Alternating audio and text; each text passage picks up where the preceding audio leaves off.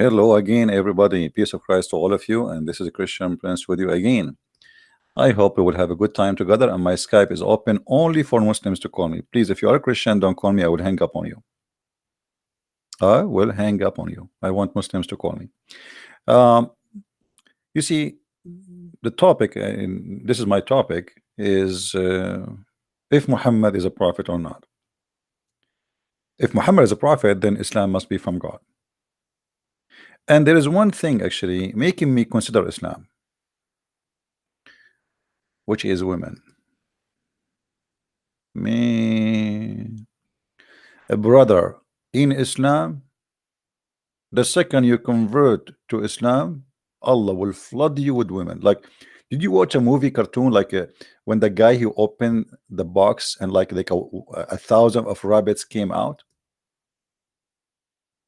That's exactly what will happen to you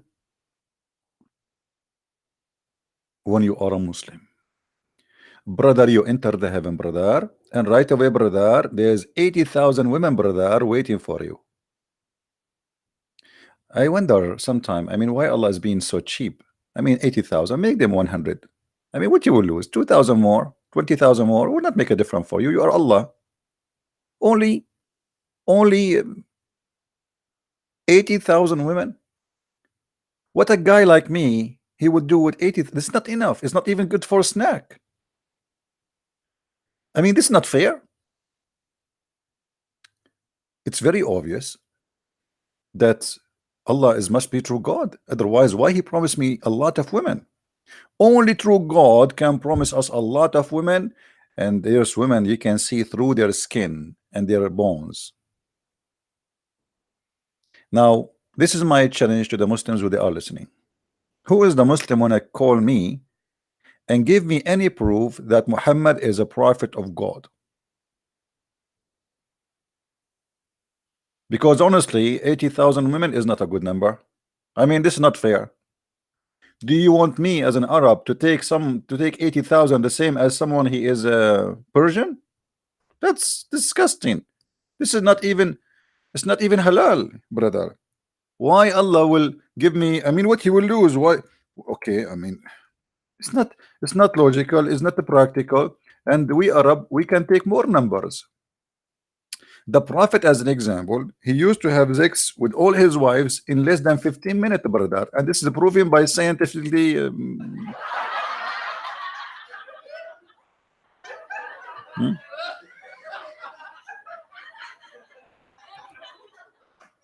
Is that true?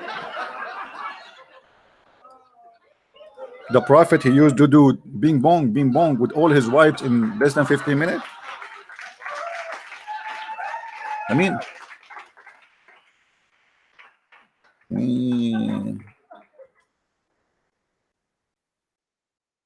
let's see the hadith so the Muslim they will not say I'm making things up. Oh boy.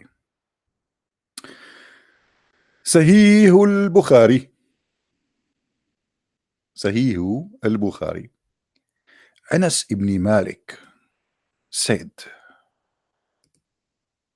the Prophet used to, oh guys, did you see the word there? Used to. It's not something he did only after he took Viagra. It's every day. He's used to. Okay, something like it's very normal for him. I mean, come on. He's a prophet, and because he's a prophet, he has a special sexual power. So, brother, the Prophet used to visit his wives. You see here, visit his wives, they mean having sex with them around during the day and the night. Man, this guy, he's like a rabbit. He don't stop. Prophet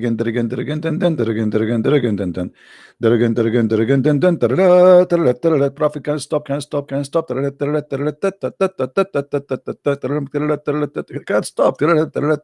Prophet is keep going. Allahu Akbar. The Prophet, he cannot stop. And now the Prophet, and they were 11 in number. This is when they are 11, not 13. I asked Anas, like the guy, he was like, what? Really? He said, had the Prophet the strength for it? Anas said, we used to say that the Prophet was given the string of 30 men.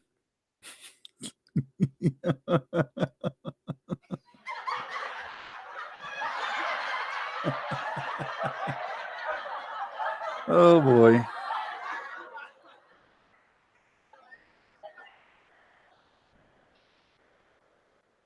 Be honest with yourself. When you go to buy a car, don't you ask them what is the power of the engine, how many horse?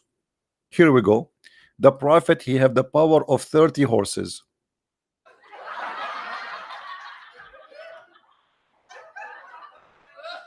Hmm?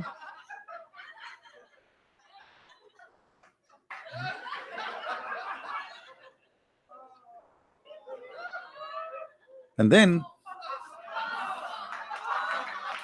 show respect, please, show respect, show respect. And then we find the hadith where Muhammad, he said, let me find the hadith for you first, that he was the most weak person between all mankind. Weak in what? uh, Weak in sex. Weak in sex. And then he invoked his God Allah, and he sent him a dish of shish kebab. Let me get you the reference so people will not say I'm making things up. And you know them.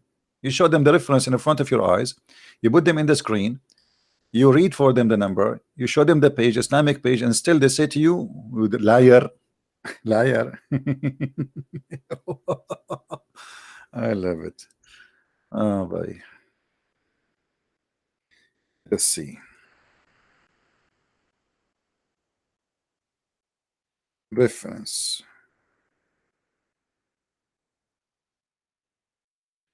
Okay, Al-Kufayt.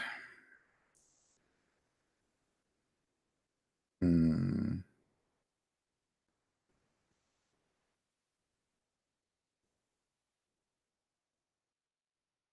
Kufayt is the same as you say shish kebab, you know.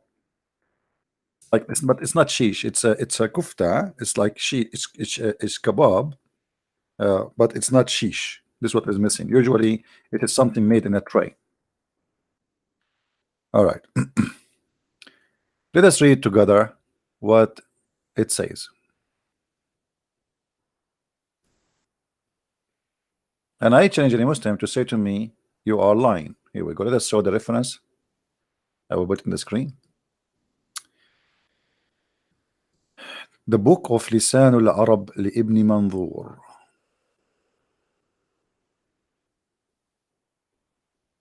The Prophet. The Prophet said. The Prophet said.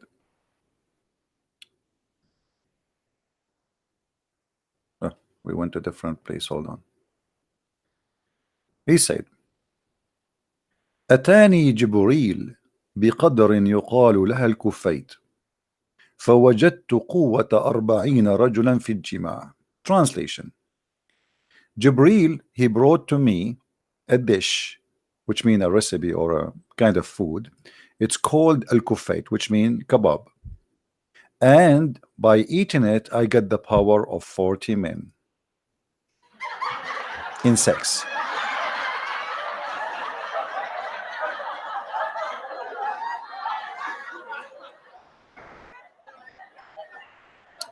Do we have any Muslim have an objection? Any Muslim have an objection? Question.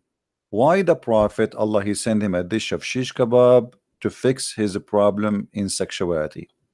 Because according to the story, this is not all the story, by the way. According to the story, if we go, let us see here. Muhammad, he claimed that he was the most weak person. And by the way, it says here, Sahih.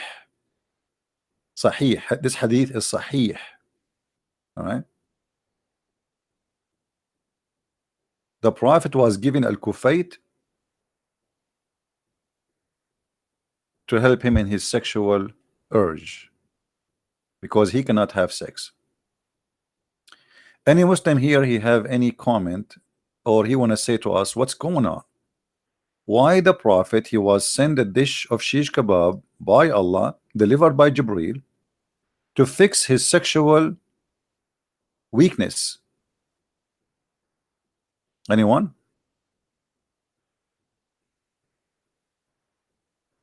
Any Muslim? This is the book of An-Nihaya fi Gharib al-Hadith wal-Athar, saying the same story. We can show you tons of stories. And Muhammad, he said, I was the most weak person in sexual activities, in sex. And then I invoke my God, and he sent to me al-Kufayt. Do we have any Muslim would like to give us a call? Why Muhammad, his God, he sent him a dish of shish kebab to fix his sexual problem? Anyone?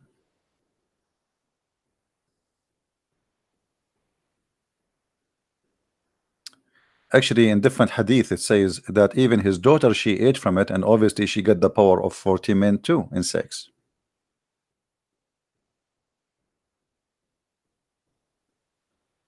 Who is a Muslim would like to call me and give me any reason? If you don't want to talk about this topic, no problem, but I want you to tell me how you can prove to me that Muhammad is a prophet of God. How me as a Christian, I will you know, I will enjoy my day, believing in Allah, worshiping Allah, if I see such a thing. Isn't it true the Quran says if Allah wants something to be, he said to it be, and it's going to be? So why he send him a dish of shish kebab to fix his penis? Any Muslim can tell us? Isn't it the Quran says kun fayakun? Be, and it's going to be. Here we go. In chapter 2, verse number 117, the Quran says, if Allah wants something to happen, he say, be, and it's going to be. By the way, Muslims, can you show me one thing Allah created by saying be? Because your God Allah, he reported all his creation, none of them done by be. Example, Adam, Allah he fashioned, and the funny, Muhammad he said in different verse that the similarity between Jesus and Adam, that Adam is created from dust, and if Allah wants something to be, he say be. So Adam, he was created by be. Adam wasn't created by be. The Quran says that Allah he fashioned him, he mixed the mud, he mixed the dust with the water to make mud. Then he fashioned the mud, then he breathed into the mud. Then it took time for Adam to be alive after breathing into him. So where is be? And it was. Who is a Muslim would like to call us?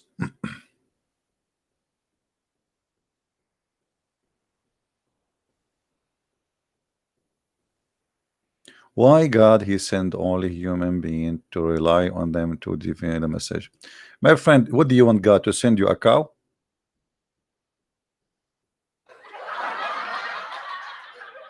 What do you want? I mean,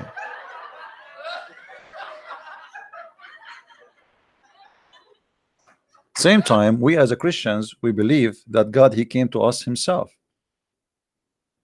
and that was the Messiah. So it doesn't matter what God sent to you, still you will make excuse, right? Okay. Do we have any Muslim would like to call us? Our Skype is open. Do we have any Muslim would like to call us? Mayday, Mayday. Who is a Muslim wanna call us and tell us one reason to believe in Muhammad to be a prophet of God? Is that because he have a child wife? Is that because he taught you to lie? Is that because he taught you bad manner? Is that because he told you to steal? Is that because he told you that you can even cheat and he did cheat? Is that because he was the best example? He went to his own son wife and he flirted with her and later he slept with her? What is the reason for us to believe in Muhammad to be a prophet of God? Any Muslim? I'm not going to stay today for long, so Muslims, if you want to call me now. I will be here maybe for more, maybe 30 minutes more, because really my eyes hurt. I was studying the Jannah of Allah very much, and a lot of beautiful women there, and they are totally naked.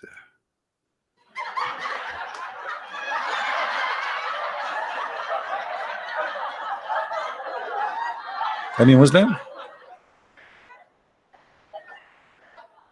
You see, if we go and check the heaven of Islam, should we? I mean, we can go, but I wish a Muslim will call us to speak about it, or we can talk about anything else. I mean, just to prove to us how Muhammad is a prophet of God. Choose your topic. I cannot find anything like, you see, there is once I was in Asia, and I was like in a poor restaurant, you know, because I don't want to spend money, trying to be cheap. But the fact, no, I mean, I don't really, I'm not being cheap, but I don't really like to spend money. My budget is very limited, and I don't care for fancy stuff. So I said to myself, there is a restaurant sound like it's not going to be expensive, and food is food. So I went inside, and then the food was clean. There's nothing wrong with the food. So the food, no problem with it. I check the dishes before I start eating. I check the fork. I check the spoon. This is how you know if the restaurant is. I check around me, the table, etc. But then, brother, something unique happened. It's kind of a miracle. A fly stopped or stood in the side of the soup.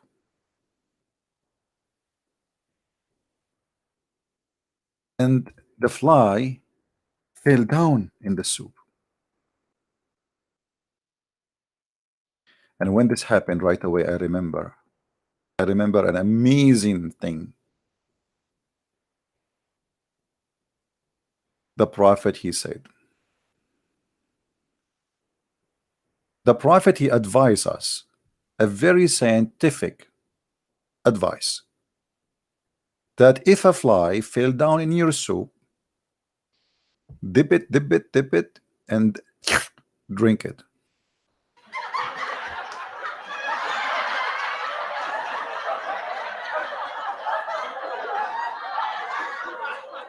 Hmm.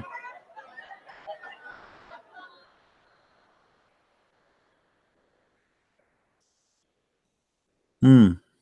And guys, you don't know how yummy it was. I have to be honest here. I noticed that was very yummy advice. I mean, it is beyond your imagination. Uh, Muslim, they might say to me, where you get this from? This is Sahih al-Bukhari, brother. Hadith number 3320. I forgot we Arab. We should read from the right to the left. So it's going to be based in the Arabic language 0233. How the Prophet knew this? That in the right wing,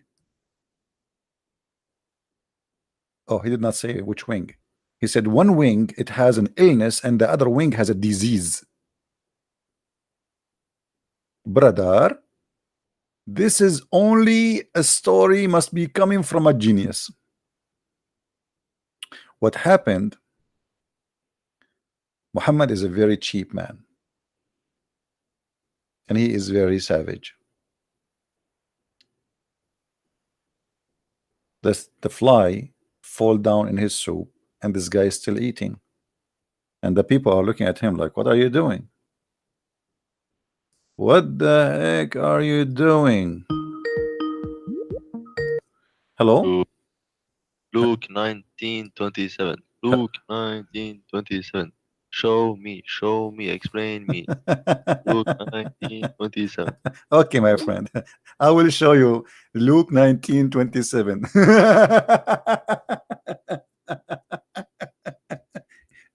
I'm telling you, I'm driving the Muslims, Abdul, crazy.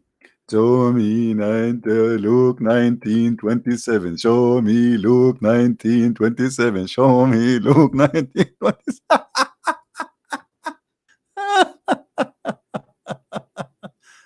Oh boy. Abdul, you just quote for us a verse, prove that Jesus is God, you idiot. You Muslims, you say, where Jesus says, I am God, worship me. The verse you are quoting for me is about Jesus being God.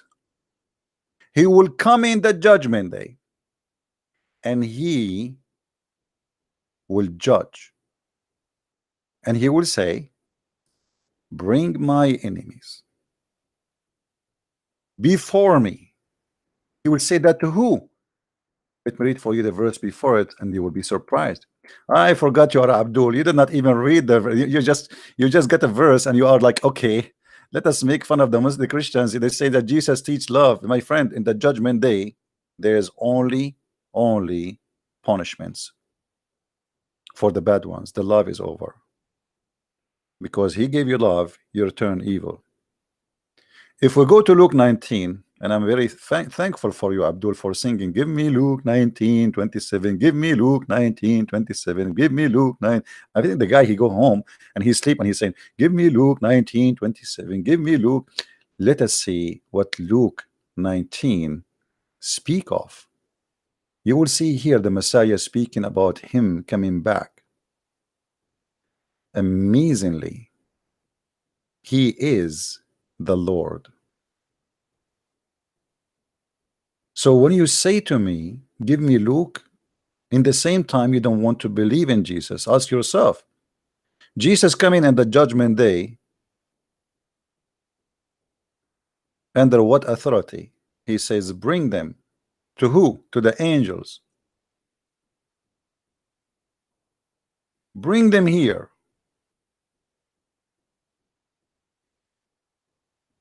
Stupidity is amazing.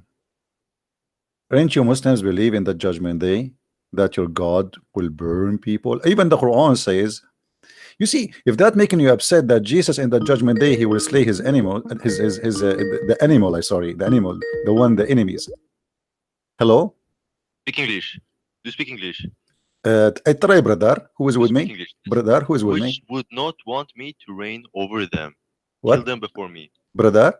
Those who don't believe, kill them in front of me. Do you speak English? Brother, so what the problem, brother? So okay, so what does it mean? It mean that in the judgment day, hold on, let me explain to you. You asked me, right? In the judgment day, Jesus will ask his angels to bring you and bring Muhammad and say, those people, they are going, we are slay them for me, which means slay them and burn them in hell forever. Why? Because you do not believe in him. What's your problem? Okay, so those who do not believe in Christianity should be killed. This is judgment day, my friend. Okay. Don't you believe in the same in Islam, Abdul? No. What if I show you that? Okay, show me. Okay. Well, the Quran says in Islam, not only in judgment day you will be killed, even in today. Here we go. If we go in chapter 9 verse number 29, do you see my screen? Yes. All right.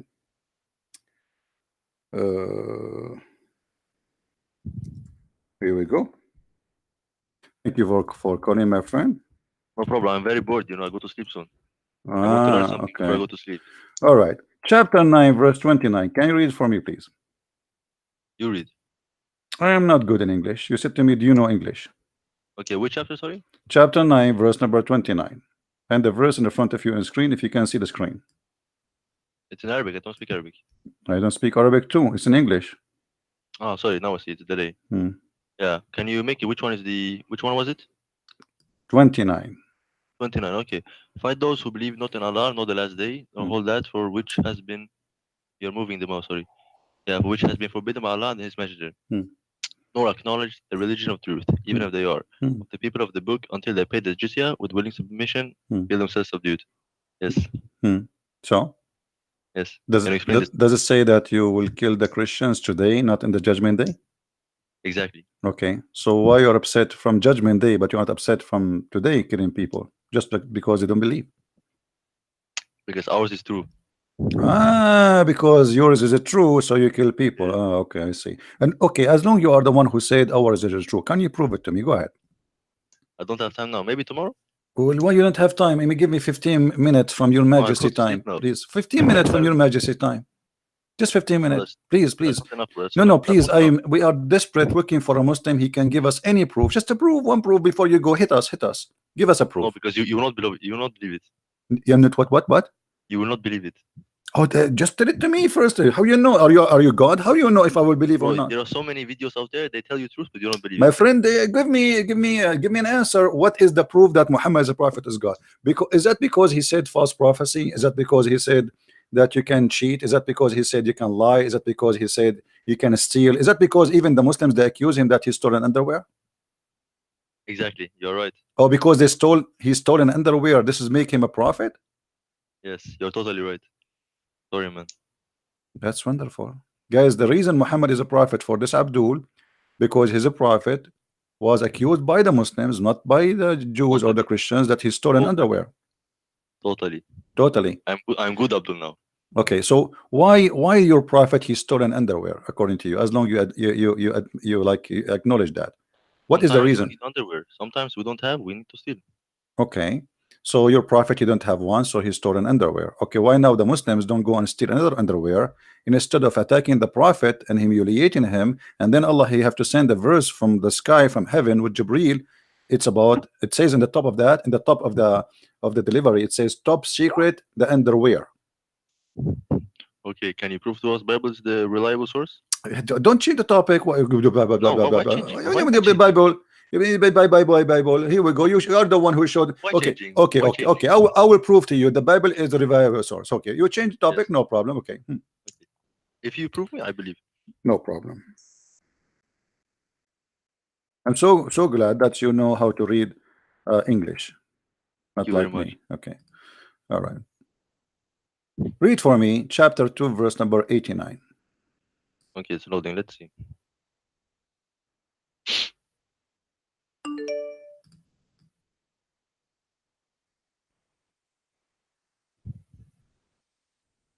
'89, huh? It's verse number 89. And when there comes to them a book from Allah, confirming what is with them, although from of old they had prayed for victory against these without faith. Okay. When there comes to them that which they should have recognized, they refuse to believe in it, but the curse of Allah is one of those without faith. That's wonderful. So, confirming what is with them. How you asking me to confirm what is with us, but Allah confirm what is with us? No, I wanted to confirm the Bible is reliable source. My friend, the Quran confirming what is with us. The Quran. Don't you believe in the Quran now? I do. Okay. So why you don't accept what the Quran is saying? Chapter 2, verse number 91. There's there's many verses in the Quran saying that. Chapter 2, verse 101. I mean, there's many verses as you see in the screen. So the Quran confirmed that. Quran confirm what is with us to be truthful. Are you against that? No.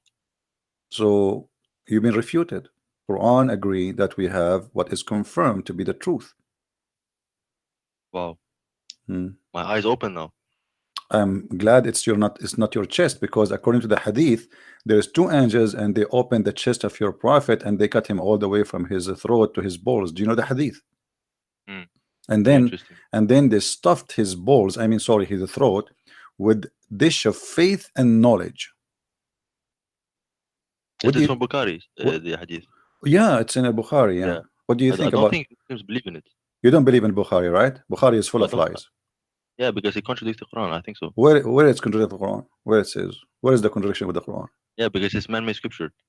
Sorry, where is the contradiction? Where is the contradiction between the story of cutting his throat and stuffing it with wisdom, dish of wisdom and dish of faith, and the contradiction with the Quran? Which verse?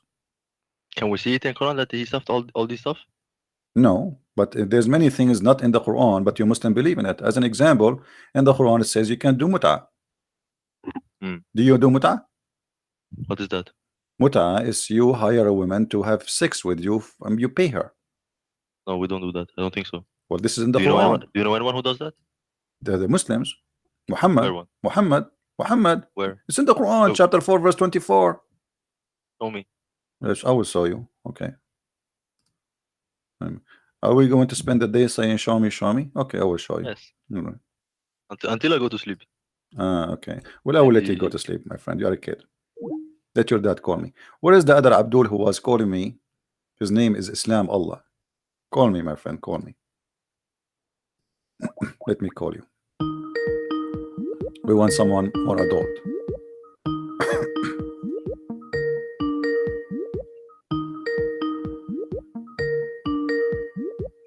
Answer, my friend. You were calling me. Guys, we have only 400 people. How many? 345 people. Look at guys, you don't miss me.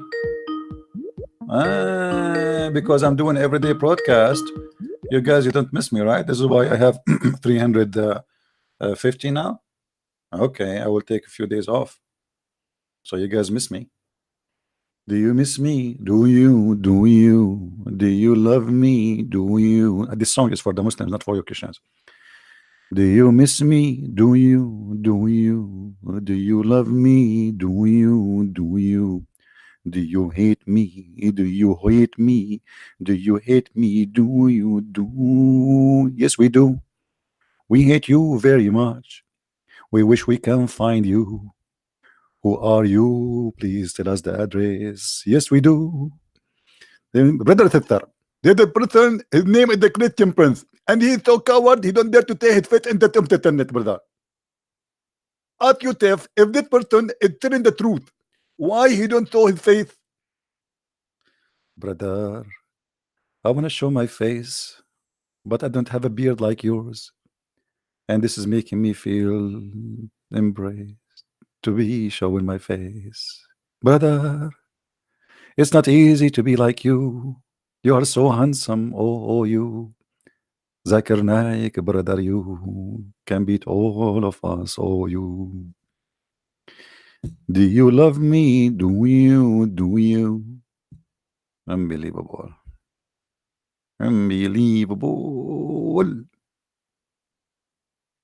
Mean man. Okay. Guys, don't block the Somali boy. Come on. Put yourself in his shoes. Don't why are you blocking the Muslims? Admins, really, I'm serious. Don't block them. Anyone don't use an aggressive language, don't block him. Even if he says Christian Prince, you are stupid, don't ever block someone who say anything like that. As long as you don't go out of the line, don't block him, please. Otherwise, I have to remove you from the moderation. It's not enough that he is a Muslim. In the top of that, you block him. I mean, already he's blocked.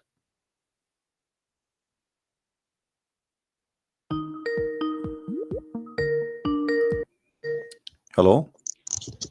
Hi, Sippy. Can you hear me? Yes, my friend. How are you? Hi, I'm fine. Yes, I wanted to share something with you if you give me a few minutes. I have to say from the beginning, I'm a Christian. It's just that I wanted to share a verse with you that I don't think that you need help, but when Muslims talk about Paul, I think you should mention a certain verse so that shows why they cannot understand Paul. Okay, go ahead. Maybe I'll show on the screen. It's 2 Peter 3, verse 15 to 16. Okay. So, and that's the reason why they cannot understand what Paul is saying. Because I was asking myself why always the people are attacking Paul. So, and when I read this verse, I understood why. All right. Well, you want to read it from 13 to 15, you said? 15 to 16. 15, 16. Should be And this enough, is yes. 2 Peter 3, right? Yes. All right. So I can read if you want, or otherwise. Yeah, you can read. Go ahead. I will put it on the screen. No problem. Okay, it says, bear in mind that our Lord's patience means salvation, just as our dear brother Paul also wrote to you with the wisdom that God gave him. In 16 says, he writes the same way in all his letters, speaking in them my of friend, these matters. hold on. You are reading 2 Peter 3 from starting from where? 15. From 15. Okay. Yes, and 16. Are you sure from the number? 2 Peter Yeah, 2 Peter 3. Okay. Let me check. Okay, There's go ahead. Go Peter ahead. talking about Okay, Paul. go ahead. Read. And in 16 says, he writes the same way in all his letters, speaking in them of these matters. His letters contain some things that are hard to understand. Now you'll get why Muslims do not understand him. His letters contain some things that are hard to understand, which ignorant and unstable people they distort his words, as they do to the other scriptures, to their own destruction. So it's clear in these two verses why they cannot understand Paul. So next time when you talk to a Muslim and he talks about Paul, maybe you mention this from the beginning, why he cannot understand Paul, because they are ignorant and distort the word not only from Paul but also from other scriptures, like it said, to their own destruction. So My this is what friend, a lot of don't people waste do. your time. Don't waste your time and read for them any of those scriptures, because in order to make somebody listen to you, before to make somebody understand you, you have to make him listen, right? Yes, of course. And this is the problem with the Christians. They do not know how to make Muslims listen. Have you ever watched cartoon before? Yes. Okay. Did you see the uncle of Tom when he hit Jerry in his foot so he will get attention? Yes. Okay. You need to hit the Muslim in his foot sometime, not physically for sure, in his bum, in his head, to get his attention. And the only way to do it is not to read for him a verse from the Bible, is to make him see how stupid his book. So after you show him how stupid his book, then you can quote for him whatever you wish from the Bible. Don't waste your time. Otherwise, before that, you are just wasting your time. Yes, maybe you're Are you right. getting my point? Yes, of course. There's But no maybe need. at the end, There's no so- need to quote for them from the Bible anything about Paul, because they believe in Paul or not, they believe in Jesus or not. That will not make any difference, because anyway, they've been taught a lot of false information about us, which is preventing them from believing. So before you go there to quote from them from Paul, you will say to you, who is Paul? I mean, why even let us say Paul, he said that. So No, it's Peter talking about Paul. I mean, let us say, explain about Paul. So Yeah. if they give them Peter, if you give them even Jesus saying, they don't even believe that Jesus said that. So you know, And they will ask anyway. we have to know what is the problem before we try to solve the problem. What Christians do, they try to solve the problem before knowing what the problem. They think the problem is they don't understand Paul. It's not that. Or they don't understand the Bible. It's not that. It's about they've been told false information about us. If Muhammad said, you know, did you ask yourself why the Muslims don't question that Mary, she was a virgin? Just because Muhammad said so, correct? Yes, of If course. Muhammad, he They said, believe everything if they say. Muhammad did not say that in the Quran, then all the Muslims will make fun of you. So Yes. the problem is not the Muslims, they are not don't understand a verse in the Bible. It is them trying to fool themselves, following a false man who came 600 years after Jesus. If you watch a debate between Muhammad Hijab and his nurse Ali Dawa and David Wood, Muhammad Hijab, he said, you know, the book of John came almost 90 years after Jesus. He said that. Okay. But Muhammad, he came 600 years after Jesus, spoke of Jesus. How you believe the one who came after Jesus 600 years, but you don't believe in the one who came or who wrote a book 90 years after Jesus? Yes, but they will answer like, yes, but it's not Muhammad talking, it is Allah talking. Well, what is the proof that Allah is even exist? Allah is talking. Yes, but that's how they try to answer All this. right, my friend, let us give a chance for the Abdul to call. Thank you for Yes, calling me. yes. Thank you. Yes, thank you. Thank you.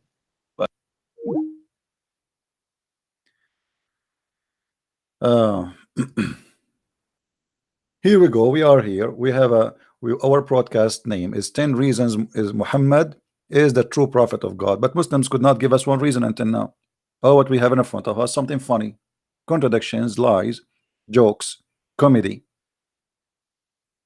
It's a total comedy. If I go right now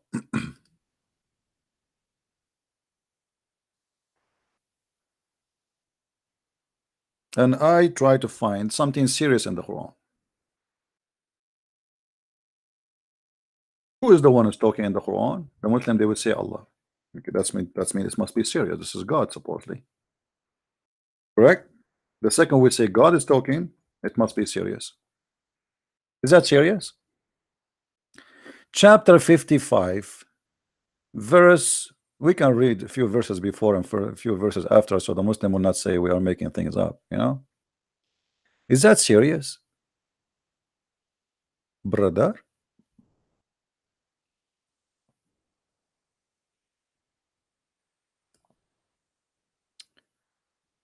Who is a Muslim would like to call us and read for us those verses, because they are, I find them truly very interesting. Obviously this God must be true God. I mean, this is a truly a book of wisdom. Which translation, Muslims, you like me to read for you from? Yusuf Ali, Biktal, we have Burger King, we have McDonald's, we have Jollibee. I mean, which one you want? All of them the same stupidity. This is God is talking? Huh?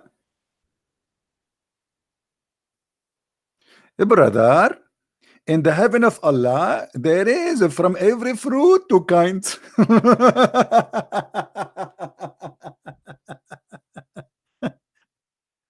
Every kind of a fruit in pairs. What does that mean? Hello? Hello? So in the heaven of Allah, brother, we will have two kinds of apple.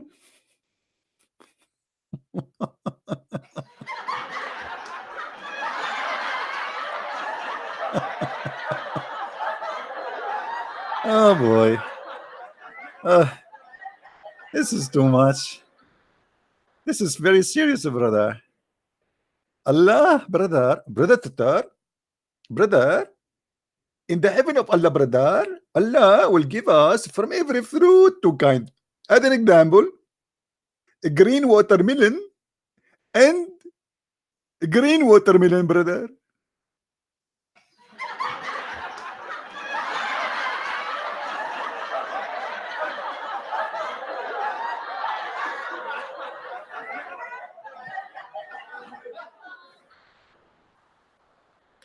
And what make it more stupid, it says here,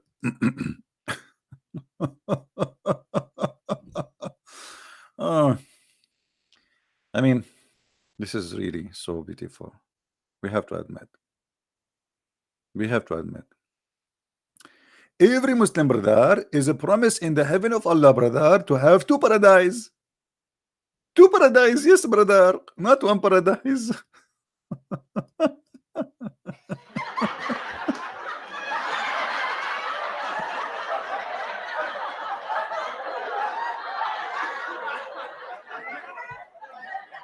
Question, brother. If they are one paradise or 10 paradise, what is the difference, brother?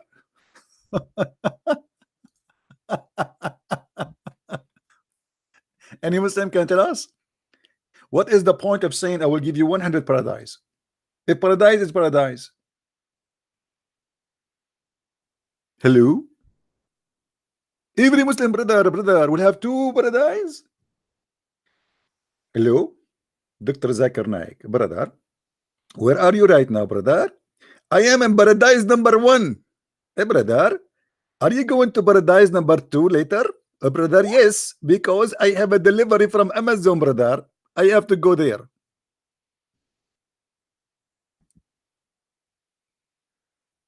Aaron, I can read your text and I can listen in the same time. I'm multitask person. Unless Allah made me blind, as the Quran said. Brother, read the chat. CP, what is happening in the chat? Let us see. What's happening in the chat? I don't see anything important. If anyone would like to call me, call me. Don't give me, don't text in the chat and make yourself look like a hero. Hello? Here we go. My Amazon is open. Call me and explain to me. Allah will give you two paradise, brother.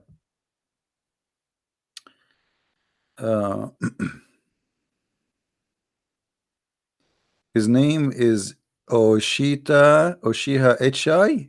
Okay, my friend, Why I want to call you? You call me. If you like to call me, call me.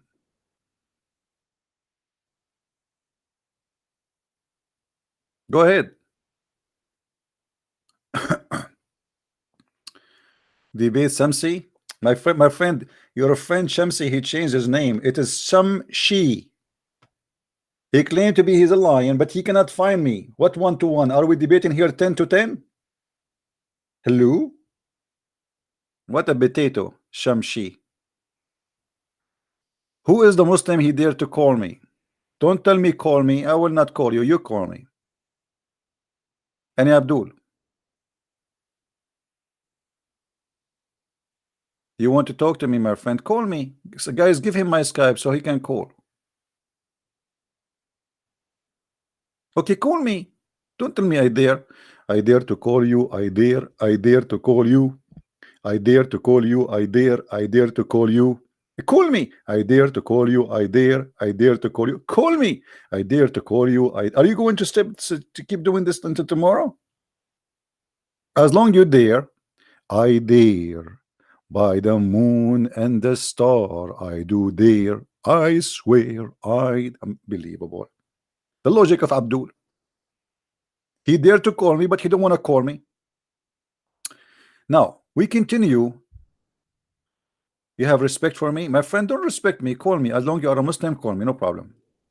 I don't care for respect. I'm not here seeking respect. The first respect you own is respect to yourself, and then respect of people is not really important. What is going on? We will be in paradise with spreading branches? I mean, this is too much. Look like I have a paradise here. In the front of my window, we have a spreading branches already. Look like we are there.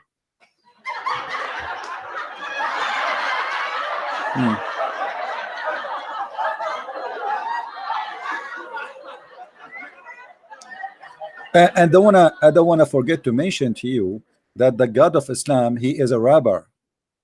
He's a Snoop Dogg. What's his name? Snoop Dogg or Snoop Dogg? I don't know. Look, he keep repeating the same sentence. Then in which of the blessing of your Lord you will deny? Then in what no you will deny? When you deny, then deny, then deny.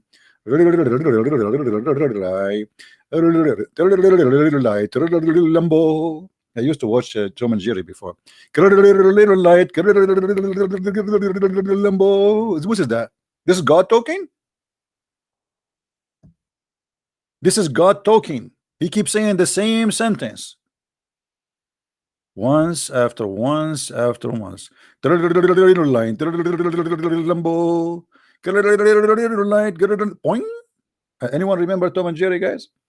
When the uncle of the mice came from Mexico and he was playing guitar, and then each time the guitar lose a line, he steal from the cat mustache. Lambo. What is that?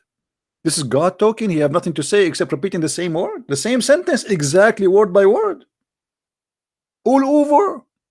What the point? What the point?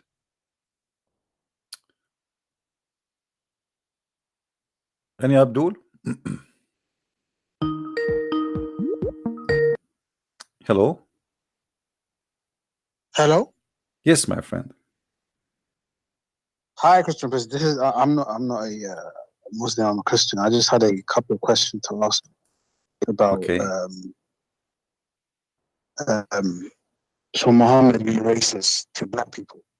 Oh, Muhammad, as a prophet you know, my of friend God. Muhammad, he liked black people very much. This is why he forbid them from entering heaven.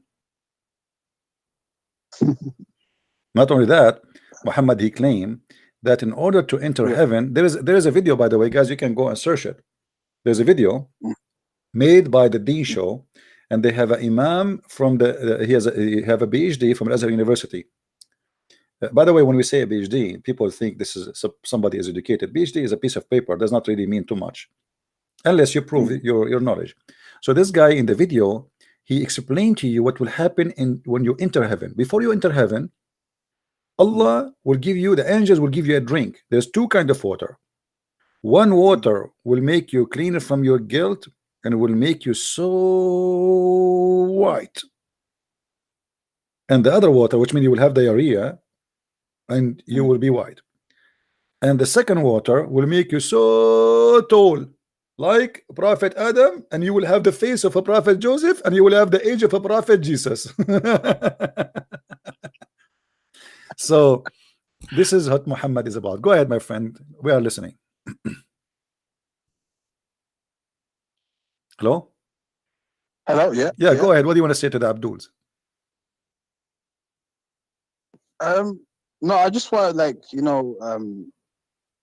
I've got a couple of friends, not friends, but people that I know. I'm from the UK. All right.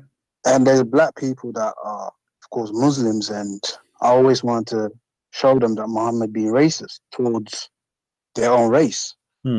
But they tend to ignore to what he's saying. I think it's in the hadith. I forget what it was. Him saying the Ethiopian is a Satan or something, or black man being Satan. Yeah, black man, Satan is a black, the devil is a black. Muhammad, he said, وَقْتُلُوا كُلَّ أَسْوَدٍ بَهِيمٍ. Bahim in Arabic mean totally black. Anything is a black, should be killed. Anything is a pure black, not black. You have to be pure black, and that will make you African, right? If you are, because there's no way an African, he will be half white, half a black, right? So if you are pure black, Muhammad, he said, kill him.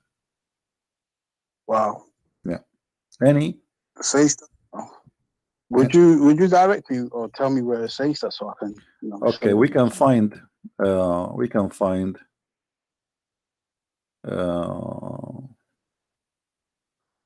Some. Let us see. Yeah. I'm changing my topic, by the way. I know. I'm sorry. But it's okay. I pray to Allah for forgive you. All right.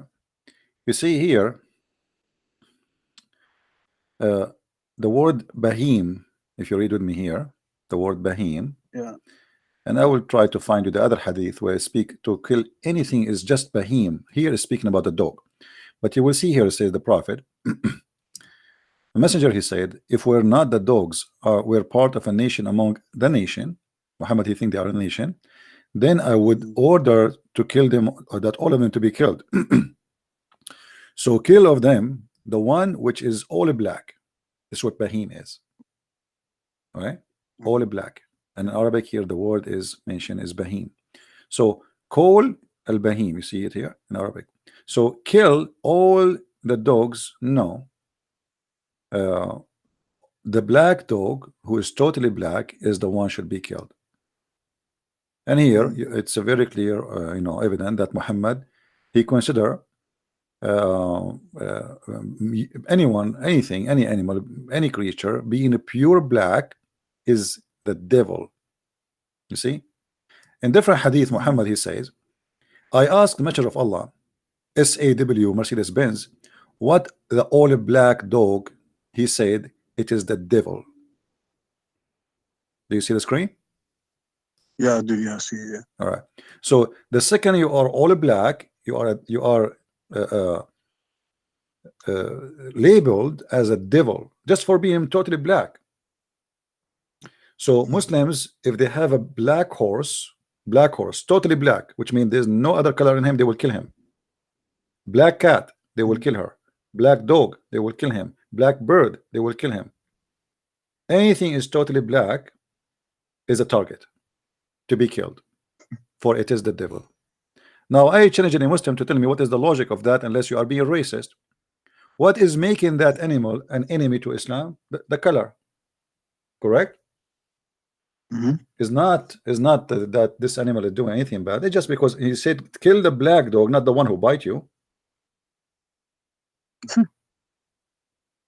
That's crazy. Yeah. Thank you, my friend, for calling. Let's see, maybe we can get some Abdul to call us. I appreciate your call. Yes. God bless. Okay, thank you. Take care. Bye. Do we have any Muslim wanna call us? Hello? Why we have only 428 people? Guys, I think you don't miss me because I did too much broadcast, so now you are not interested. Is that the case? Okay, I'm going to bring more Muslims to watch me, to join us in the conversation. Let me do it. Here we go. This is the solution. I have a solution in front of me. Huh. You think I do not know what make Muslims believe and listen? Here we go. Man, oh man, one of the versions of the heaven of Allah. But the problem, she did not lose her color yet, because Muhammad, he said she is so white to the point we can see her bones. Now you will see how many Muslims will join the conversation, and they will be so all over. Here we go. We got you what you like. What do you want more? I am Allah, worship me. Hello? Hello? Hello? I mean, God, in order to prove to us that he is God, he have to promise us women they are so white to the point we can see their bones and the marrow of their bones. God cannot be God if you don't do that. I mean, imagine God, he will take me to heaven and there is no zigs. And not only no zigs, no, a lot of women. Brother, that doesn't make sense, brother. Sometime I wonder if Muhammad was a student of the love guru.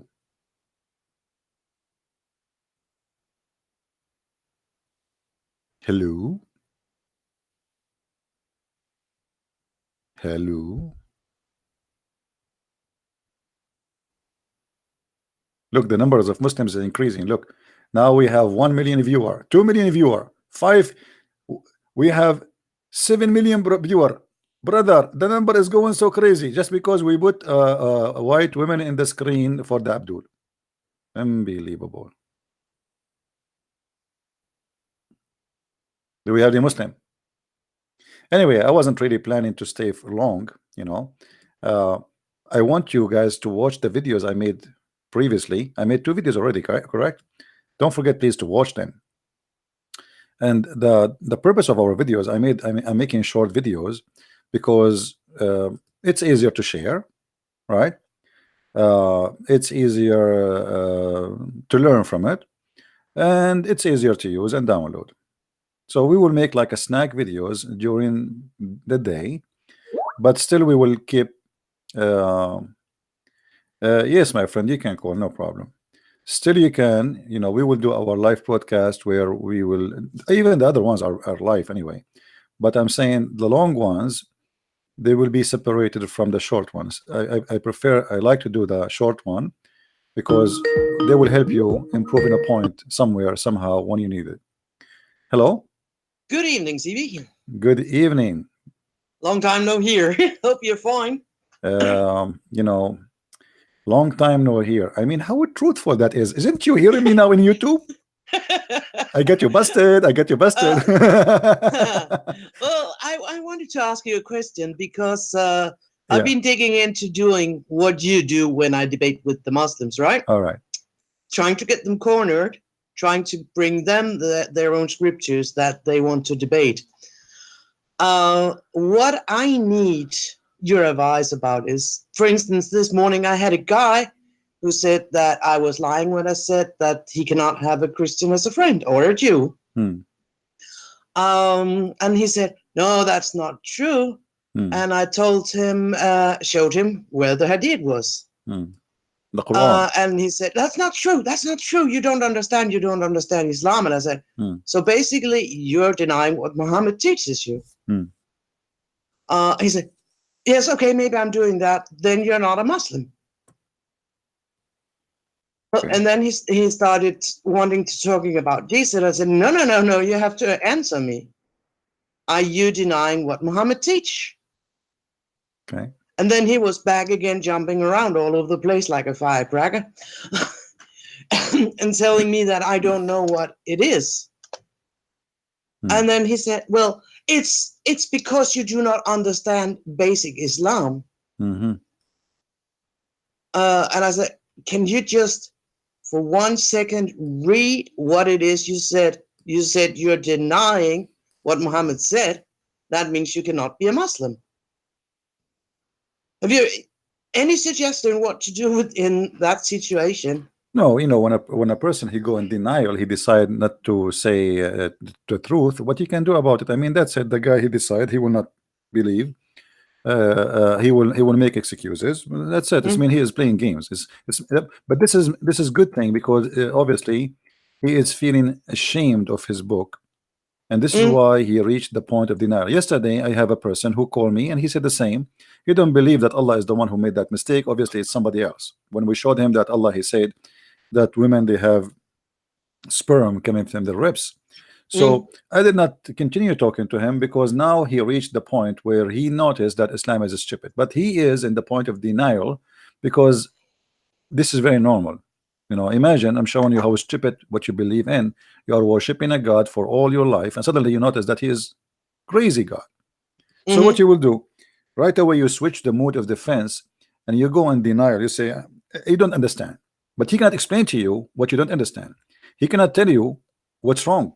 You cannot go engage in explanation of something you just gave him because simply he do not know what to say. So right away he switched to speak about Jesus, maybe Bible, maybe Trinity, maybe right away. This is why the Muslims, when they call, you will notice a Muslim, I'm talking about tomato, he want to debate me about the Trinity. All of them, they want to debate about Trinity because they think that this is the only topic Islam can stand for, but even that one does not make sense and Muslims cannot prove it. Muhammad was not a person who worshiped one God, obviously, even though the Quran says you worship Allah, but Muhammad, he kisses stones. Muhammad, he ordered Muslims to bow down in front of a stone. Muhammad, in the satanic verses, which is approved by Muslim books, he asked the Muslim to intercede using the three daughters of Allah, Allat, Al-Uzza, and Manat. Muhammad, he have no problem to consider that touching stones is going to erase your sin. So a person who believes in God and God is the only one who can forgive sin, then how Muhammad say if you touch black stone and the Yemeni corner will forgive your sin? So in order to be a person who is believing in oneness of God, you have to be consistent with that belief. And consistent mean that you cannot say if I touch a stone or I kiss a stone that will forgive my sin. You cannot say that touching a stone or kissing a stone is part of my act of worship because this is idol. You know, this is what idol worshippers do. Yeah. So Muslims, they think that they have one God to worship, but the second we start to question the nature of this God, we find it's funny, very stupid. As an example, the Muslim, they refuse Jesus to be God because he's a man. But if you go and check the hadith and the description of Muhammad about Allah, even the Quran, Quran says Allah have a shin, you will find that Allah is a physical being, he have no spirit and he is not a spirit, and he have two hands in the right side, he have a foot, he have a shin, he have a face. So who is Allah? They said we do not know. All what we know that Allah is have hands, Allah have 5 fingers, Allah have a foot, Allah have a shin, Allah is a physical being. But Allah is not like anything. But my friend, I am not like anything too. According to even science, every individual of us, nothing like him. Even snow, the snow, when it starts snowing around you, according to science, every flicker of snow is not like the other one. Not even one of them is exactly the same. Imagine. So does that mean the snow is God? So Muhammad, he copied things from the Old Testament, nothing like God. So okay, now the Muslim, you asked him how Allah have what do you mean Allah have a shin? Why Allah have a foot? Okay, Allah have a foot to do what with it? To put it over the fire. To put it over fire or to play football or European football. So when you say to me that your God have a foot, you need to explain to me, and you need to okay, Jesus came to us as a man because he was between the mankind, so he's, you know, he looked like them, he merged between them, he talked to them as a man, he appeared to them as a man.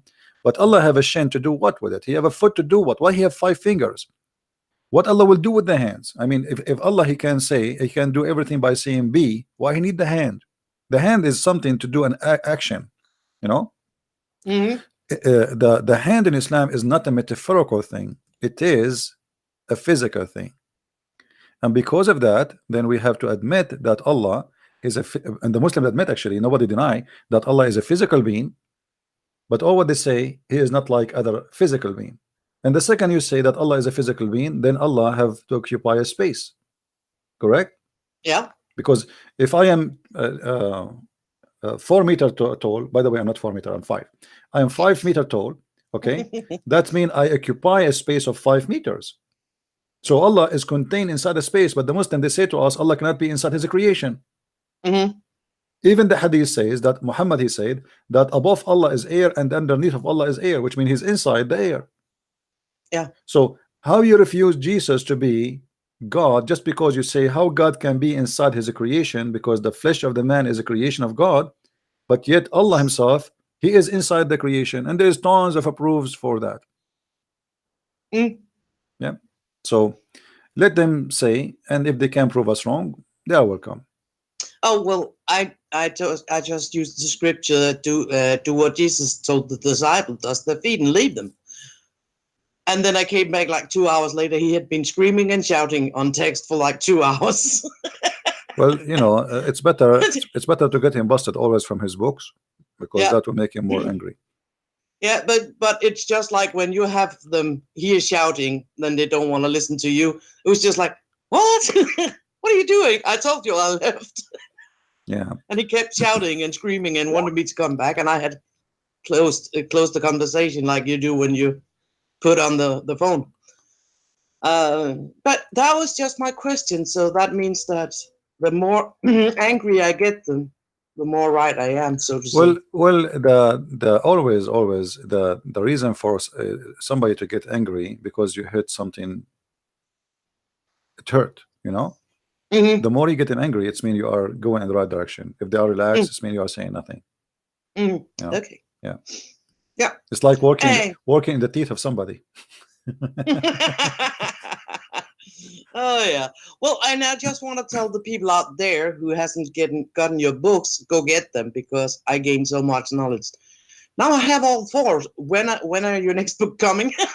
Actually, because of what I'm doing too much podcast. I did not do any work in my books for some time now. I better go back again and do more work in my books. I will.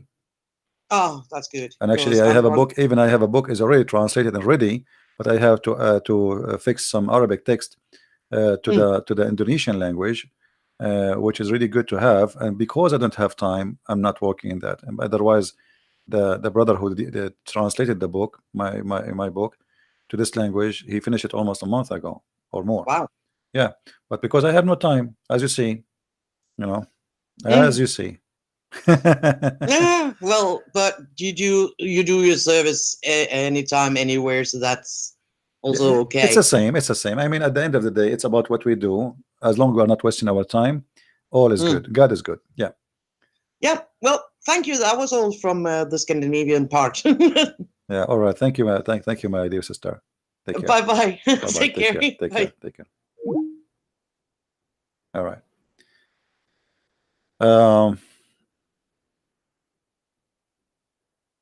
The book on Paul.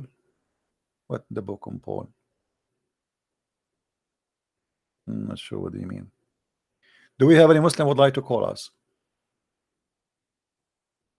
Mayday.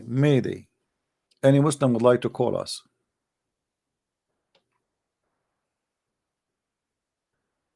Okay, Salada. If you speak Croatian, text me in Skype so we can see how you can translate. Anyone can translate. You can text me and see what you can do. But remember, translation is not easy. You might volunteer now and later you say, oh, this is too much. If you cannot handle it, don't promise something you cannot do. You know what I mean? Because this need a lot of patience. Like the brother who did challenge, he did the translation for the German book. He did a lot of work, a lot of patience. But he is a person who made a promise and he keeps his promise. Wonderful person. Same as the one who did the French. Same as the one who did the Dutch language. You know, like Swedish. It need patience. It's not something easy.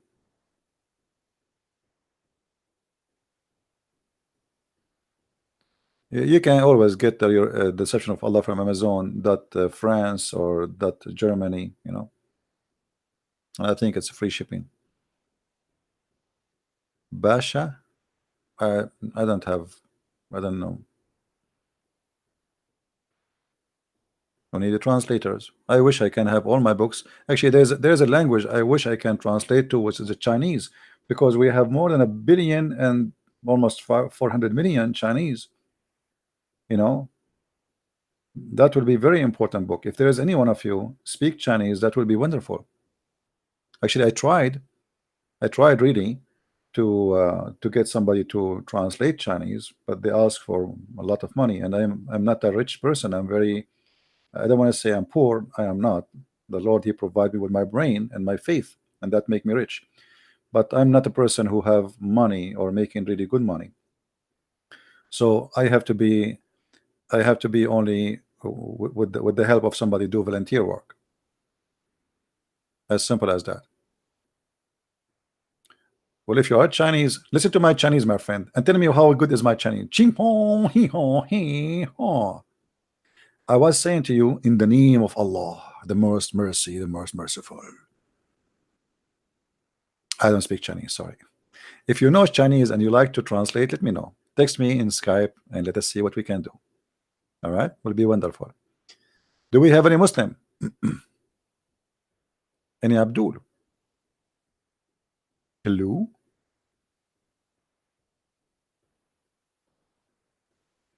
Oh, I was in China. You know, I did go to China. You know that, right? I went to China. I went to Philippines. I went to Thailand. I went to Korea. I went to Bulgaria. I went to Romania. I went to France. I went to Germany. I went. All of this is just this year. Believe it? Unbelievable. It's like Discovery Channel. And actually, I'm invited to go to India. I just received a text actually in Skype. There's a church inviting me there, and I was in Texas last week. Answer me why you are scared. There's a Muslim saying to me why you are scared. My friend, I'm calling you. You answer. Go ahead.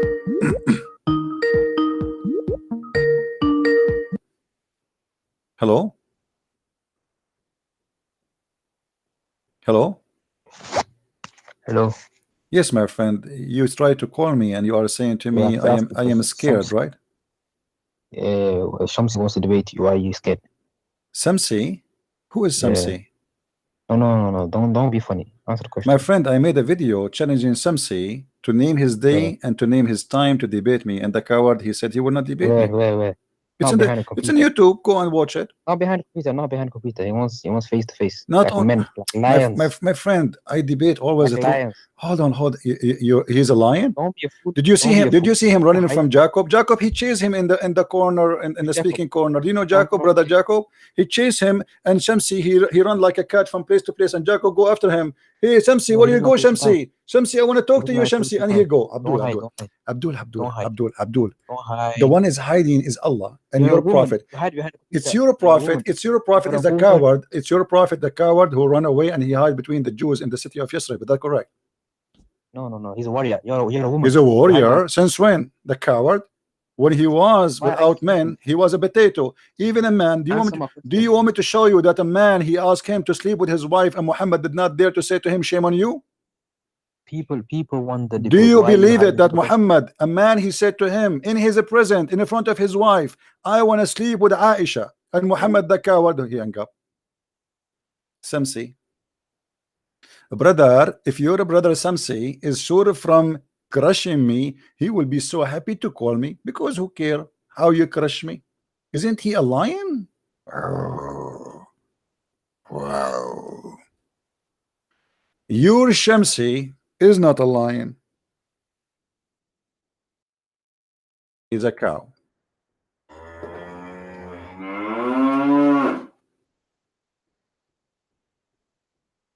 A cow without milk. Otherwise, you Muslims, you ask hijab, you ask his nurse Dawa to debate me. The guy, he said, yes, I will finish him, brother. Let him come to me. He knew that this is impossible. Why I want to go to all the way to anywhere to talk to a kids?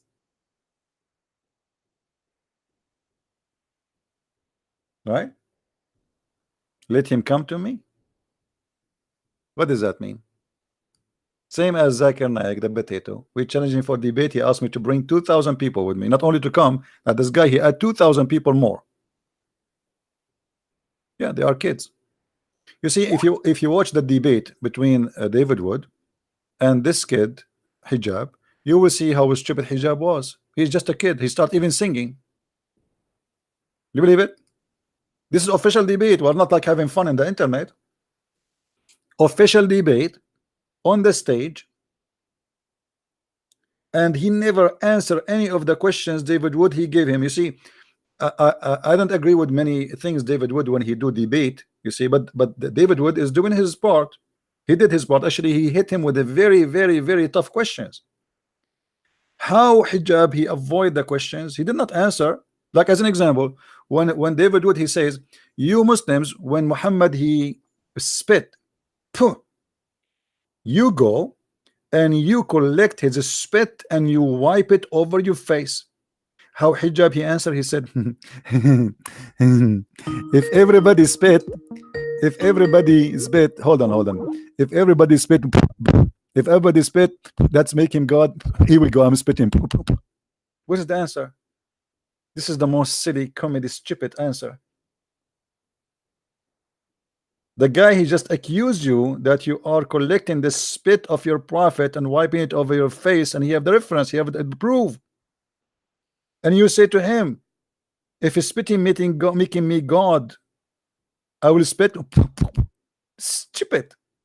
This is not even a child. It's not like even 9 years old talking. Answer him. Why you are collecting the spit of your prophet and wiping it over your face? If he is not your God, if he is just a man, if he is just a prophet. You know what I mean?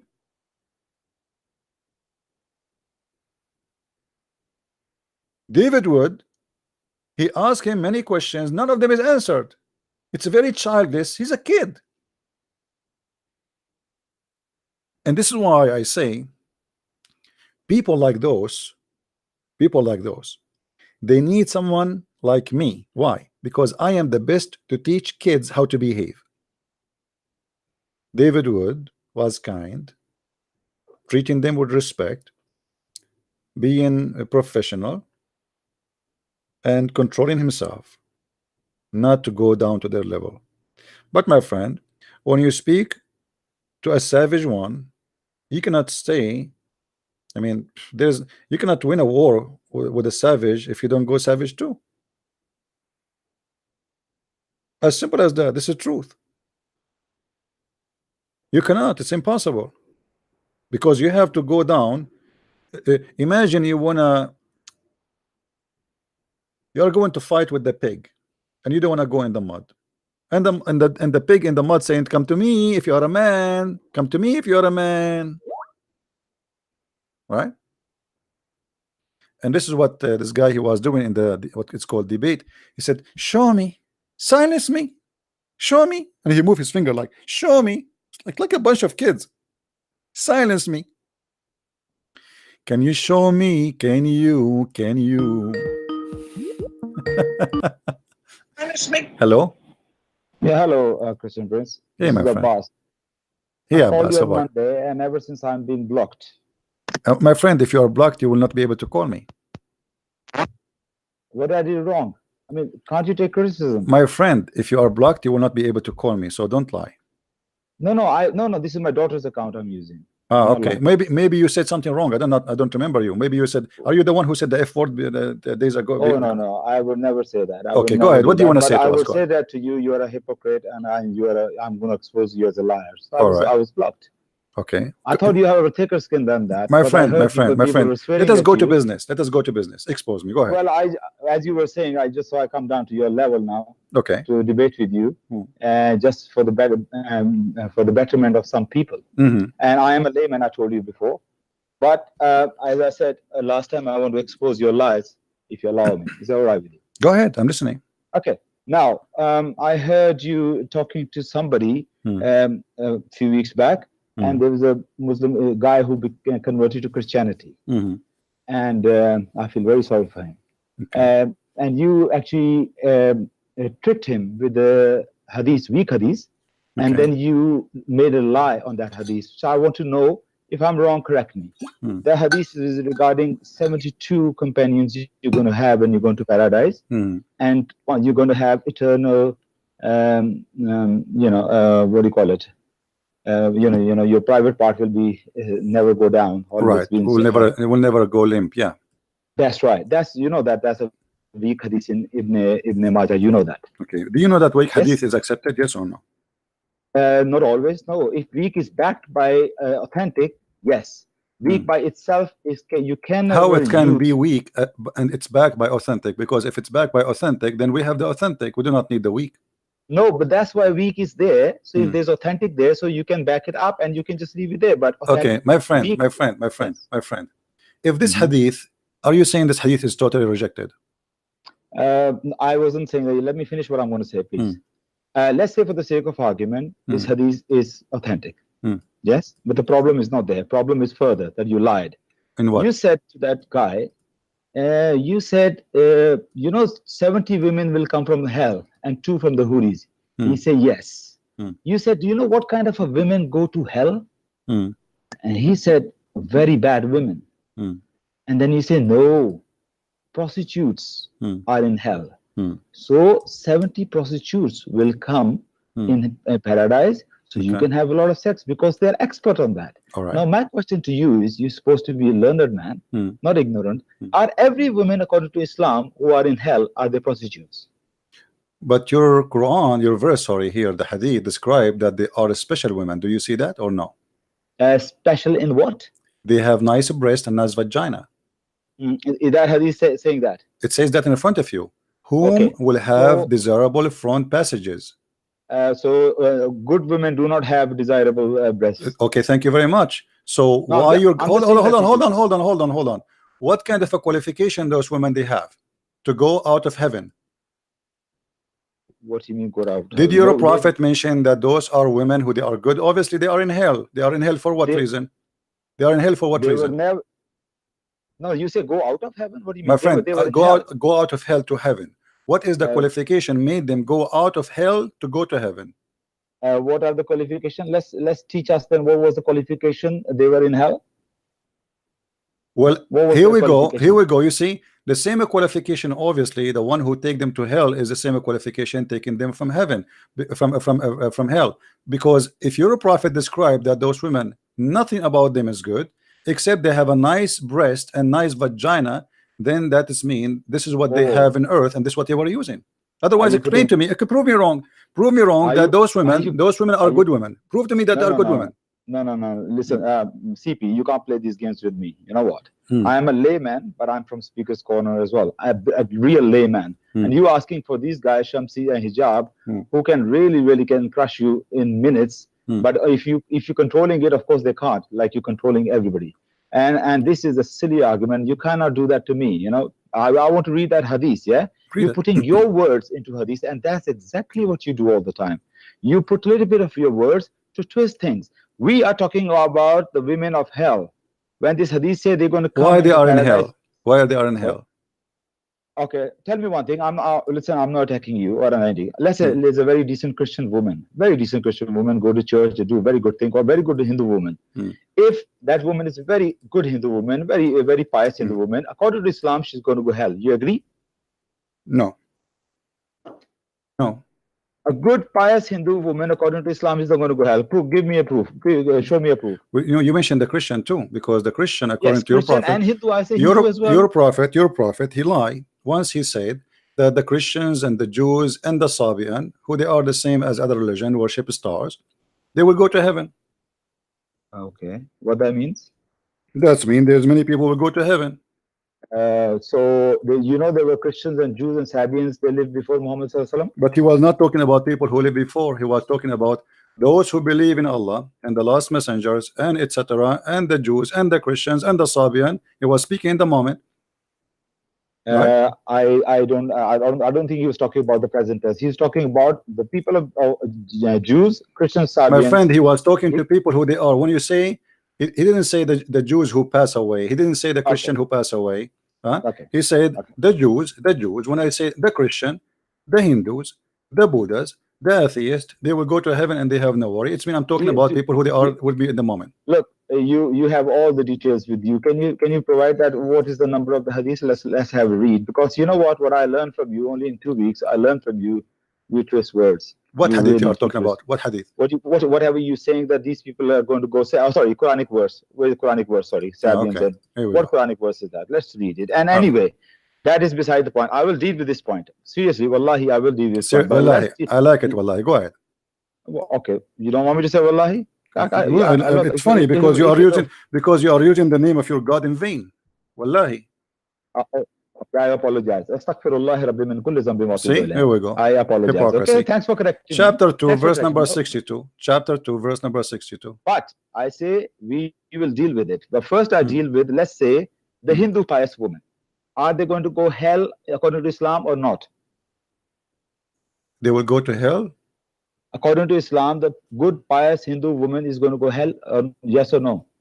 Nothing mentioned in the Quran that they will go to hell. So use your imagination then. Well, if she is, maybe I don't know, maybe if she have a nice vagina, she will go to heaven, as you see. Prove me wrong. Prove me wrong. Why your God never mentioned the Hindus? Did your God Allah mention? Did your God Allah mention the Hindus or the Buddhas? Guys, okay, I'm going to speak on your behalf. Guys, you guys know that he's busted. That's why you couldn't answer that. Anyway. You answer it. Prove it to me. Here we go. Get me busted. Where in the Quran your God Allah spoke against the Hindus and the Buddhas? Some things are so obvious that. What do you mean so obvious? Why Muhammad? Why Muhammad? He think the whole world is Jews and Christians. Okay. Why Muhammad? He think. Why Muhammad? He think all the world is Jews and Christians, or they are the same as Quraysh. Quran doesn't even mention the Scientologist people where they're going to go. So why he did not mention? Why he did not mention? Because you're probably, my friend, the Quran do not even know what the Christian believe. The Quran believe that the Trinity is Mary and Jesus and Allah. Okay, are the Hindus are polytheists or not? My friend, is that true? That the Christians believe that Mary and Allah and Jesus is the Trinity? Where did the Quran says that that's the Trinity? Where the Quran says. Yeah, this is the Trinity. I know what verse you're using. I think you say chapter 5, verse 171. Okay, yes? my friend. Yes. Show me the verse in the Quran speaking about the Trinity the correct way. Quran mentioning Trinity the correct way. Why Quran has to mention it? Because the Quran is mentioned the Trinity already. Where is it? The word Trinity mentioned. Yes, Salasa. But where the Quran says that Mary, Jesus, and God is a Trinity. So are you saying to me that the Quran never say that? Quran never defines Trinity as you are saying it. Mary, Jesus, and God is Trinity. Quran never say that. Read the verse. I'm here. Bust me. Okay, here we go. Yeah, read the verse. وإذ قال الله يا عيسى ابن مريم أنت قلت للناس اتخذوني وأمي إلهين من دون الله. Chapter 5 verse 116. Chapter 5 verse 116. 1 second. Sorry, I thought it was chapter 4. 116. Let's read it. So you read in Arabic. Okay, for the benefit of people, can I read in English? Sure. And imagine when thereafter Allah will say, Jesus, son of Mary, peace be upon them, did you say to people, take me and my mother for gods beside Allah? Where does it say Trinity? Okay, let us see, guys. He did not see it yet. It says, no, I did. It says, okay, it says, take me, Jesus, this is one. Yeah. And then take Mary, this is second. And then beside Allah, this is the third. Yeah. So that's 3. No, hang on a minute. When God says some people are believing in 3 gods or 4 gods, my friend, you said to me, where in the Quran it says, and get me busted, right? You are the one who said that to me. It says in front of you, that he is saying to Jesus, did you say to worship me and my mother beside me? Which means we have 3 to worship now. So Allah is a questioning what here? Is a questioning the Trinity, and you got busted, my friend. So well, in your view, but you think this is your implication. Explain to me. Beside me. So beside who? They are worshiping 2. They are worshiping 2 beside Allah. Who is the 2? Mary and Jesus. Give me a chance. Okay. Okay. So you are denying that there are people never worship Mary. My friend, I never heard of any. But even if there is, your God is speaking about the Christians, all of them they worship Mary, and your God never mentioned any other Trinity except this one. No. First of all, you didn't say all of the Christians. No, it says, Allah it says, is it says, no, asking it says, Jesus. it says, it says, it says. Let me get you busted again. You see, here we are here to get the Abdul busted. I'm very happy that you are a speaker corner, because look like all of you are the same. Yeah, I'm Listen, a layman. listen. Okay, I'm listening. let us see. All the Christians, when your God he speak about the Christian, what he called them? Nasara. What the Nasara believe? You trying to put me in your box? I'm asking you, what the Nasara believe according to the Quran? Nasaras have many different beliefs. They're not one single. No, my so that's mean there's a mistake in the Quran, because the Quran says the Nasara believe. The Nasara believe. When there's many group of Nasara, then you cannot call them Nasara. Then we should call them maybe Jehovah's Witnesses. Maybe we should call them Mormon. As long you call them Nasara, my friend, all of those. You see, this is your problem in your religion.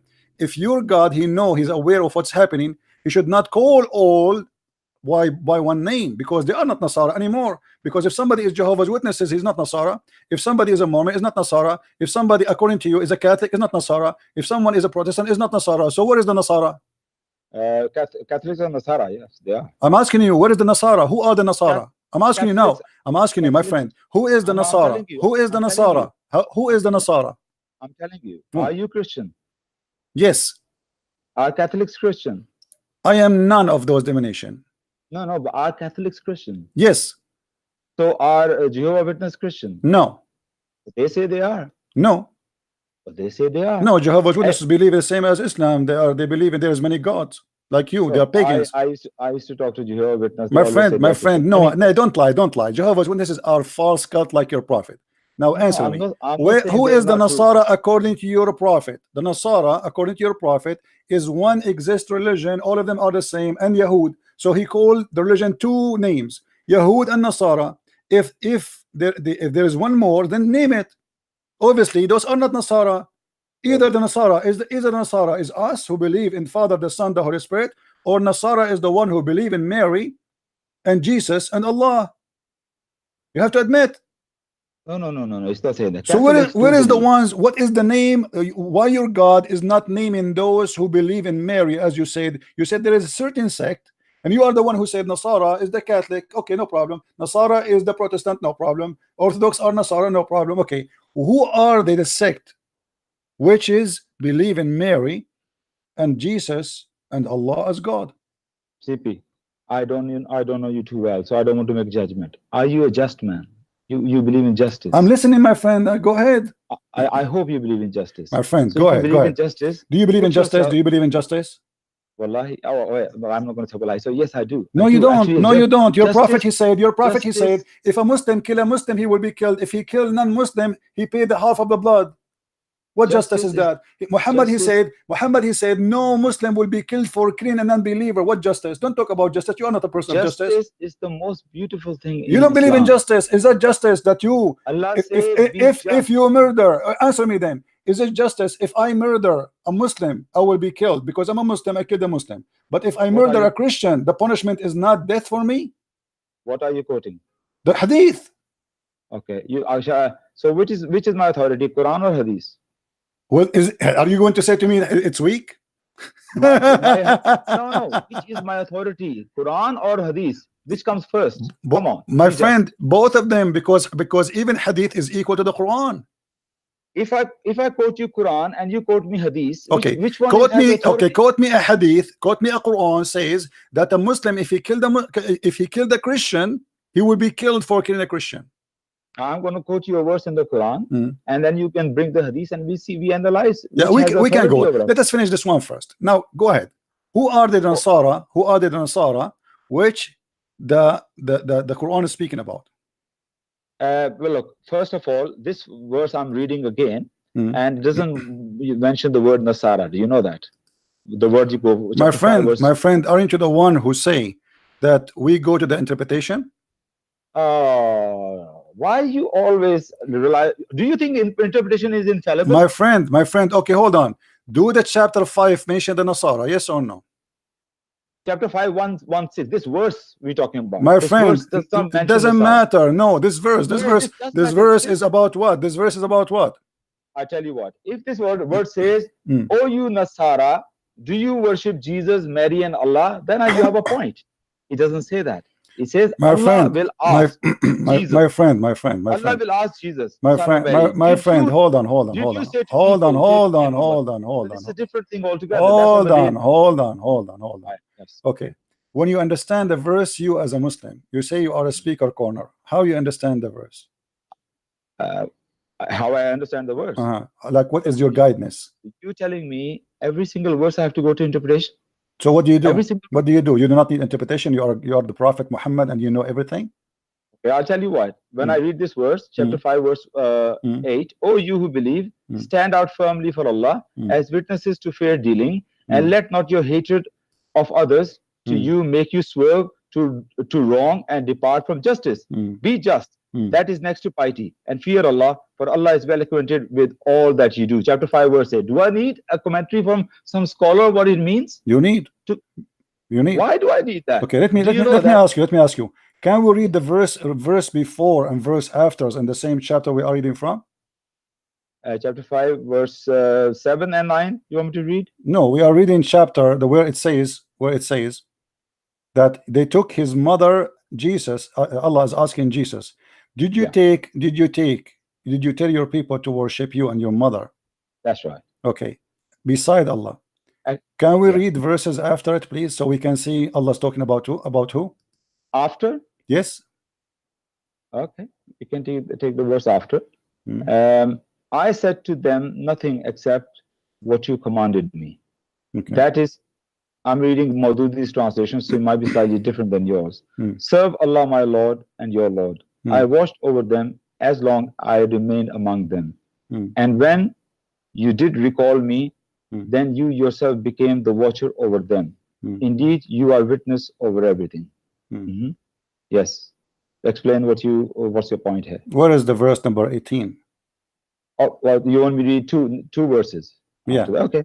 All right. If you chastise them, they are your servants, and if you forgive them, you are the Almighty. My friend, what are you reading? Chapter 5, verse 118. What 118? You gave me 116, then I read 117 and 118. Sorry, 116. I want you to go to beginning to introduce to you a chapter of Al-Ma'idah speaking about who?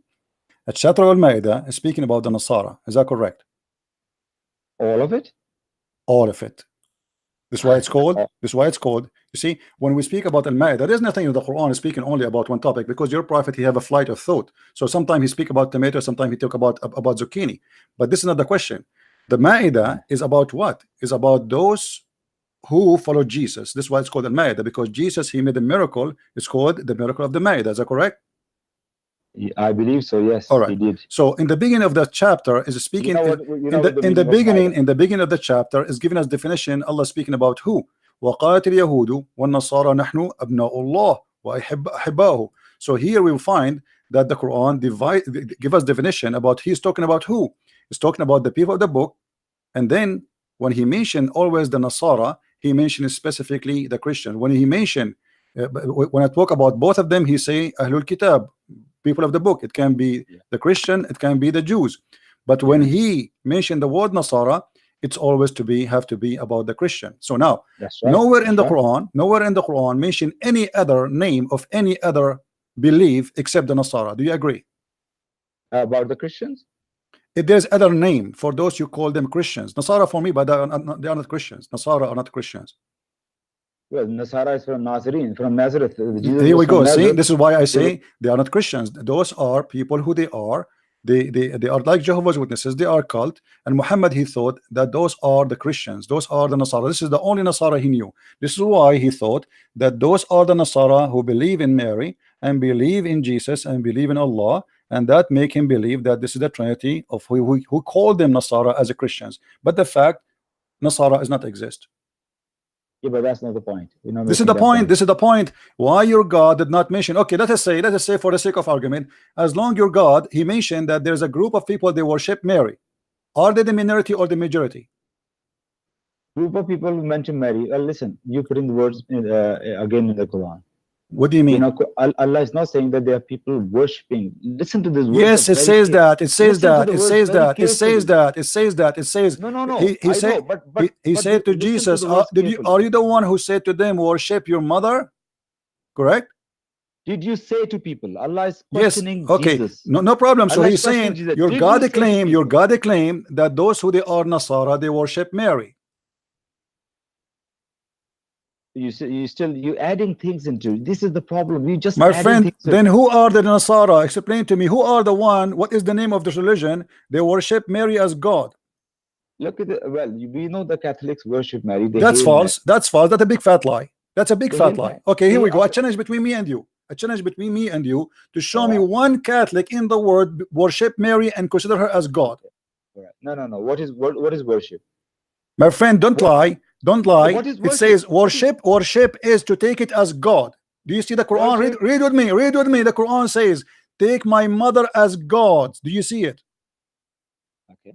Okay. I'm read again. Beside Allah, take my mother for gods beside Allah. Okay. See? What is okay? What is God in Islam? What people do to God? My friend, don't tell me what is God. Don't go. I mean, what a game you are playing. God is God. God is God. So the Quran claim that there's in Christianity, those who they are Nasara, they worship three gods. One his name is Isa, one his name is Mary, and one his name is Allah.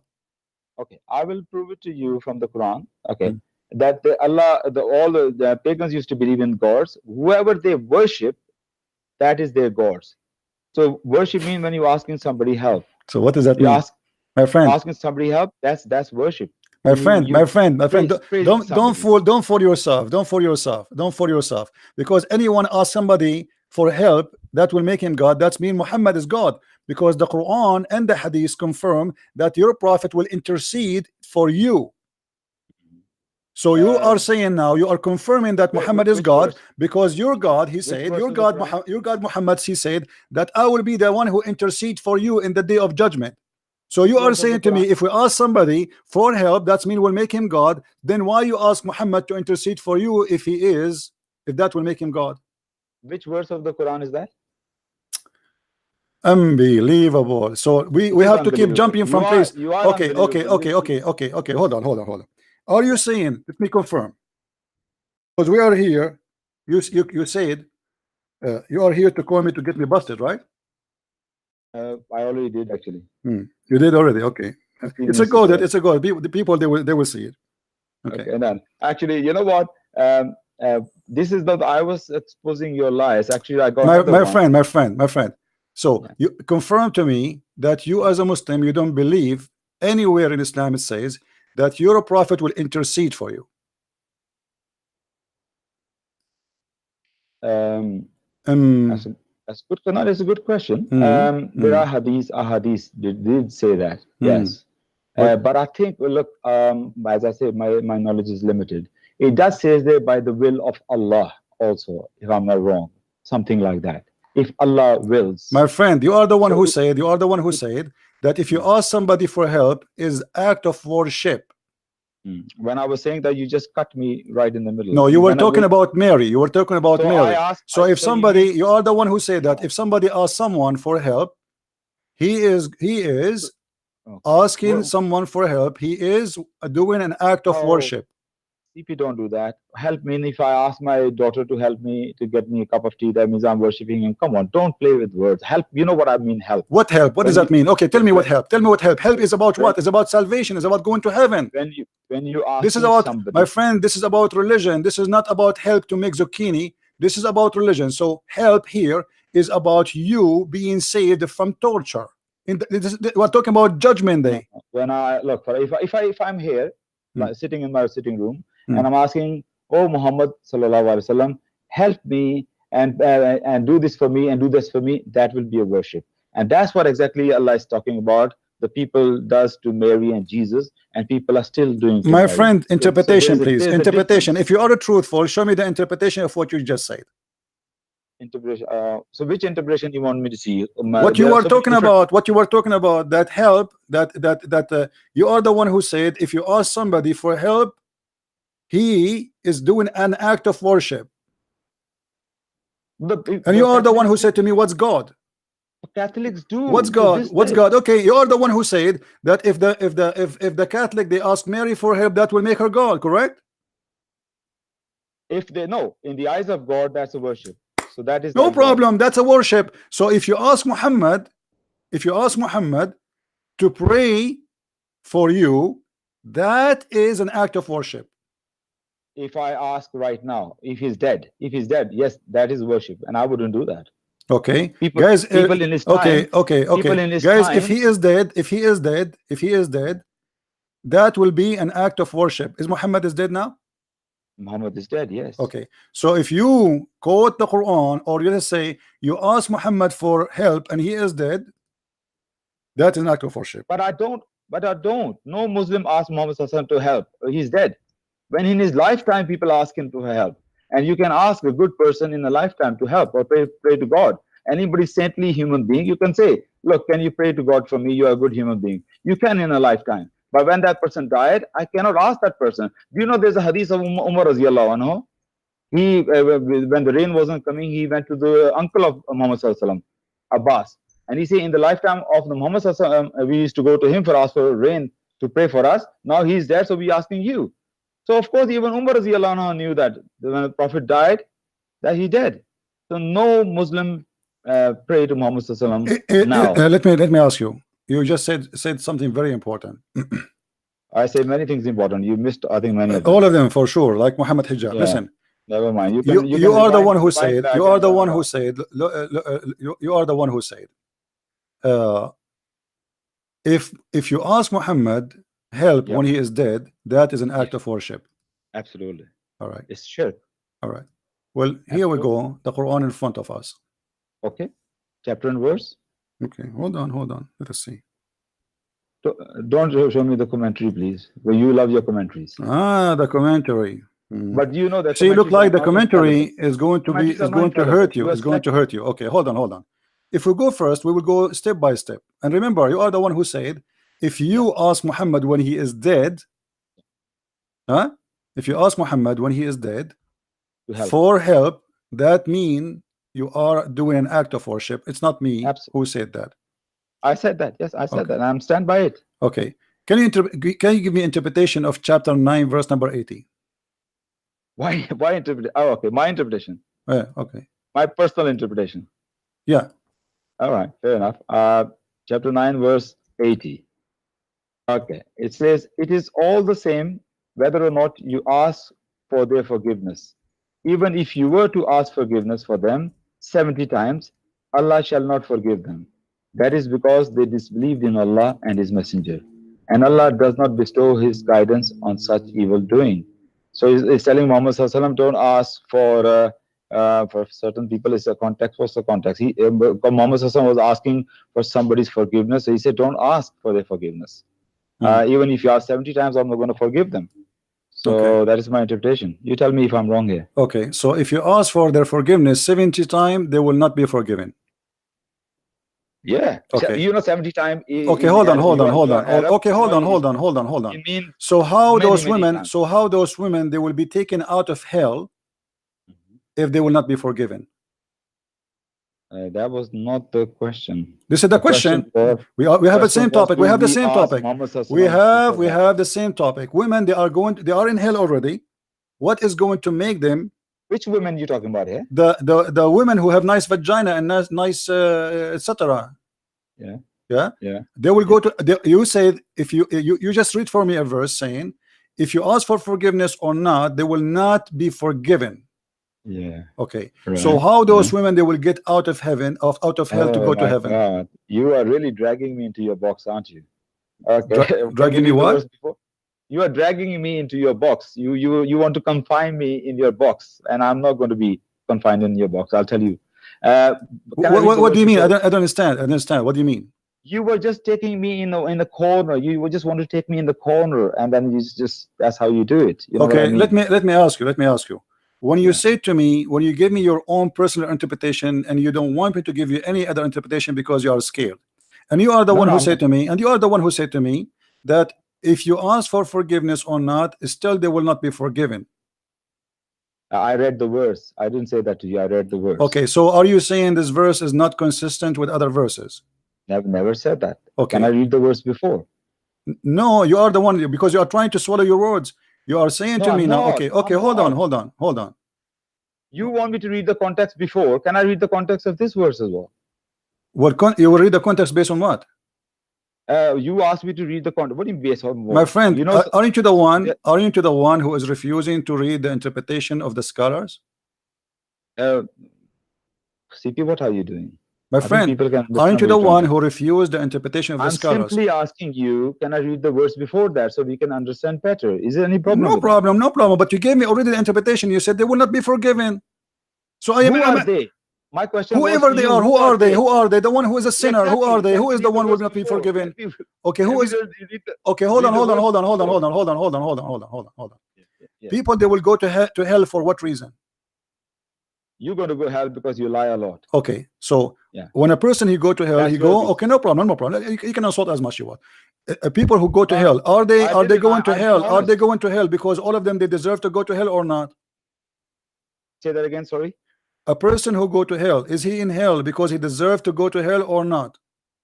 Allah is so just. Nobody will be dealt unjustly. Anybody go to hell, they deserve hell. Of course they do. All right. So if you try to read for me and you say, let us see what kind of people they are, doesn't matter. All of them deserve to go to hell. So the women and the women in that hadith is people who deserve to go to hell, right? Yes, of course. Okay. Yes. So why they are going to be forgiven and they will be taken out of hell? So my question to you is it talking about these women, this verse? Well, it's talking about all the people.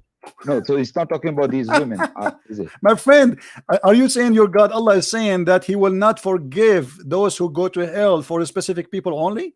They are in hell already. Already they are in hell for. You said to me they are all of them the same. You are the one who said to me. Your point is great. Only it was only great if that hadith was authentic. So your whole argument is on the weak hadith, and that's how I started my argument. That hadith is weak. I do not believe that. That hadith. Weak hadith, I don't rely on that. Okay, let me ask you a question. Am I right or am I wrong? No problem. That hadith is weak, so your argument fails. So I guess you bust again. My friend, let us see who's getting busted. Don't hang up. People will laugh. I'm not hanging up. You said I'm going nowhere. That if you let me remind you of something. You said that if we ask the Prophet for help and he is dead, that is an act of worship. Absolutely. Is Muhammad dead? I stand by it. Is Muhammad dead? If you show me, prove it to me. Is Muhammad dead? No, I want you to confirm. I want you to confirm. You bust me or not, but I learned something. I will learn something. My friend, I'm asking you a very easy question. Do you believe that your prophet is dead? Of course he is. All right. Is it true that Muhammad he said that you have read the Quran because the Quran will be presented to me, and the Muslims they said to him, how we will present the Quran for you when you are dead? He said, you think prophet are dead, but the fact they are not. Is that true? That's a different existence. Dead in this life. My friend, he is dead and you are alive and you are now reciting the Quran for him, but he is dead. And you are the one and you are the one who said that if you ask the prophet for help while he is dead, this is an act of worship. Yes. How you can do that? What is your source? Can you provide me a source? Okay, let's see. I don't expect you to trust me, and I don't think I trust you as well. I wanted to read the source. Well, I don't trust any Muslim anyway. Well, I trust many Christians. They are many good friends. They are good people. But I'm afraid my experience with you is I don't know. What do you mean? What do you mean you trust Christians? What does that mean? As a human being and their word, I do. You do what? I do trust their word. Many of the Christians, I trust their words. I do. As a human being, I trust. No, are you a Muslim allowed to trust the Christians? Oh, Okay. Do we allow to trust Christian? Yeah. Okay. You want me to take you to the box? I will go with you into that box where you're taking me right now. Yes. Yes. Are you sure? Yes. Are you sure? I'm definitely sure. Prove me wrong. Can you give me a proof? Well, I can't. I on top of my mind, top of my head, I can't. I don't. I don't Okay, have as long information like let us change the topic a little bit. Get you busted. In chapter That's fair. 5, in chapter Fair 5, verse number 51, it says, "Take not Christians and Jews as a friends and protectors." Right. And if you 551. do so, you are one of them Believers, do not take the Jews and the Christians as a for friends your allies. It or says friends. allies. And if you do so, you are one of them. How you say friend in Arabic? Awliya is the same. And how you say protector in Arabic? It's the same. So why are you taking as a friend? Why can't you take it as a protector? Why are you taking the way you want? Because simply, if somebody who want to protect you, obviously is your friend too, right? Not necessarily. Okay. Here we go. This is the translation in front of me. This is your Muslim translation. It says, "O who you believe, take not the Jews and the Christians for your friends and protectors. They are but friends and protectors to each other. And he amongst you that he turns to them for friendship is of them. He is one of them." So now you are saying to me, I trust the Christians and I have them as a friends. So if you have them as a friends and you trust them, that's mean you are one of us. So you left Islam. Oh, hallelujah. Can I say something now? Yeah. Can I say something? Go ahead. Okay. You know what? Let's say for the sake of argument, no, for the sake of argument. Why I say for the sake of argument? Let's say the friend word is not there. It says, if you take them as your protectors, do you have a problem with that? You think your case become weak if he says if you take them as your protector, then your case is not strong. Is that right? I'm listening, my friend. Don't tell me it's right or not. It says if you take them as a friends or protectors, you are one of them. No. Your translation is using both words, friends and protectors. I wonder why. Because they hear the word used with Nasara awliya. Why when they say awliya, they're using both words, friend and protectors? I wonder. And every time it say awliya, your translation say friend or protector. Why? Why if it doesn't say friend, but it say protector? Where it says protector? Where it says protector? Where it says protectors? Where it says protectors? Awliya is. Do you speak Arabic? Do you speak Arabic? Do you speak Arabic? No, I didn't. Okay, how you know? So how you can? Me. Okay, here we go. I'm showing you Muslim translation. I'm showing you the Muslim translation. You see, it's like you like a certain translation and you like it and you're stuck with it. This is Yusuf Ali. Is he as a Muslim Imam or he's a Hindu? I'm reading Maududi's translation. No problem. My friend, Maududi. Okay, let us fix this argument based on this verse. Regardless of the translation, which is scholar agree with you that you can take a Christian or a Jew as a friend? I know what you're saying, and there are many Muslims have this problem. My friend, don't tell me we have a problem. You have all of Islam is a problem. Don't play games. Give me one scholar in the world agree with you saying that yes, we can take a Christians and Jews as a friends as interpretation for this verse. Look, the verse itself. Don't tell me look. I don't want to look. You see, I want to finish this because you're playing games. You're playing games. Which scholar you agree? Which scholar? My friend. You see, you are jumping from topic to topic like a monkey, and you are trying to say that you are getting me busted. But the fact each time we speak about something, you claim don't go to interpretation, don't read interpretation, don't go there, don't go here. So you want to debate me without going anywhere. So why not? Why you don't want to do that? Give me one Muslim scholar agree with you about this chapter and about the verse we are talking about, that you are telling the truth, that you have a Christians you can trust and they can be your friends. Show me. Who is the scholar agree with you? First of all, I'm not jumping from here to there. Actually, I'm going wherever you're taking me. Really? You are opening verses. Okay, now show me. No problem. Show me, my friend. Anywhere. Convince the crowd, not me. What is the scholar name? What is the scholar name? Agree with you. Are you saying to me by running away from giving me one scholar agree with you that no scholar in the world agree with you? Why you keep using the term running away? Because you need to show me. Show me one scholar agree with you. There's no way. There's 1.1 billion Muslims, and yet you cannot find me one Muslim agree with you. You know, you are very, very good, and I give you that. You play psychology with people, psychology. That's what you do. You keep using the word every 3-4 minutes. Don't run away, don't hang up and all that, like I'm doing that. And people who listen to you, they think, oh yeah, So I think you believe that if you lie loud enough and often enough, people will follow you. And this is obvious. That's what you're doing. I'm not running away anyway. But what I'm admitting is this: first of all, that you are much more informed in knowledge than me. But when you put something across to me, don't expect that I'm going to come back straight away with the answer. I'm admitting that.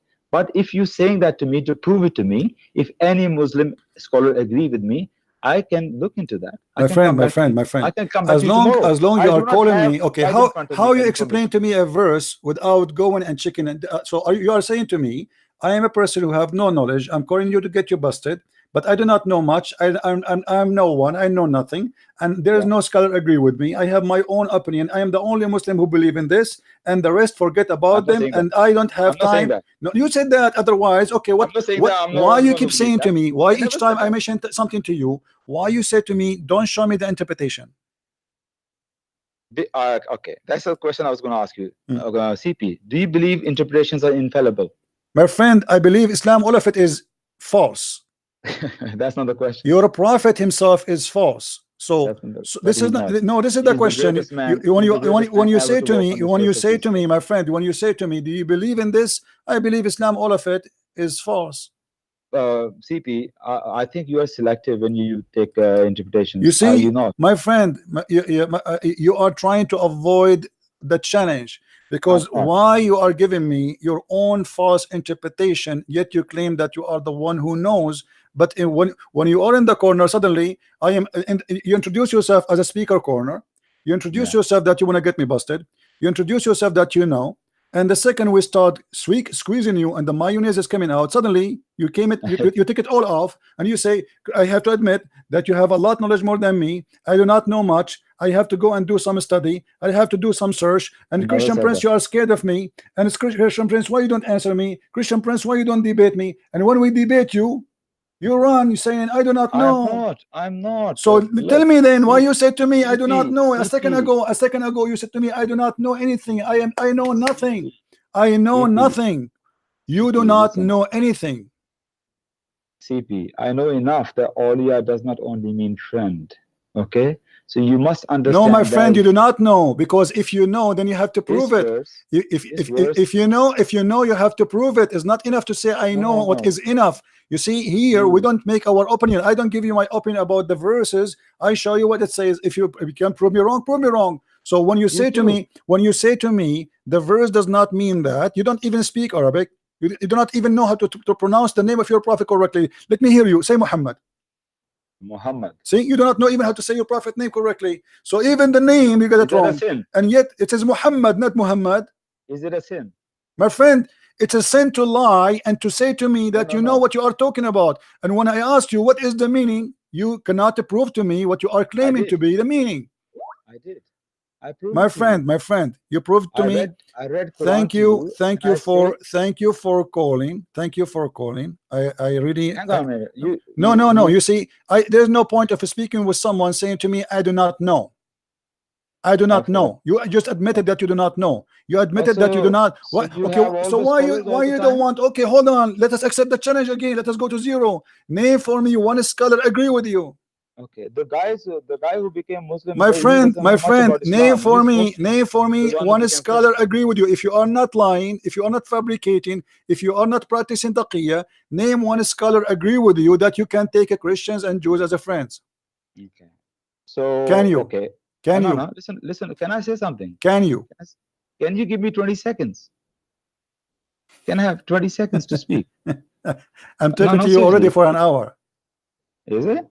Okay, that is good. Not bad. I mean, lasting with you for an hour, not bad. Right. Anyway, listen. 20 seconds. I say. First of all, let's say you say, can you prove it to me? Any scholar that agrees with me? And I told you the reason. I'm very limited in all the information. But I put you back question to you. Are you saying every scholar agree with what you're saying? Guys, did you hear this?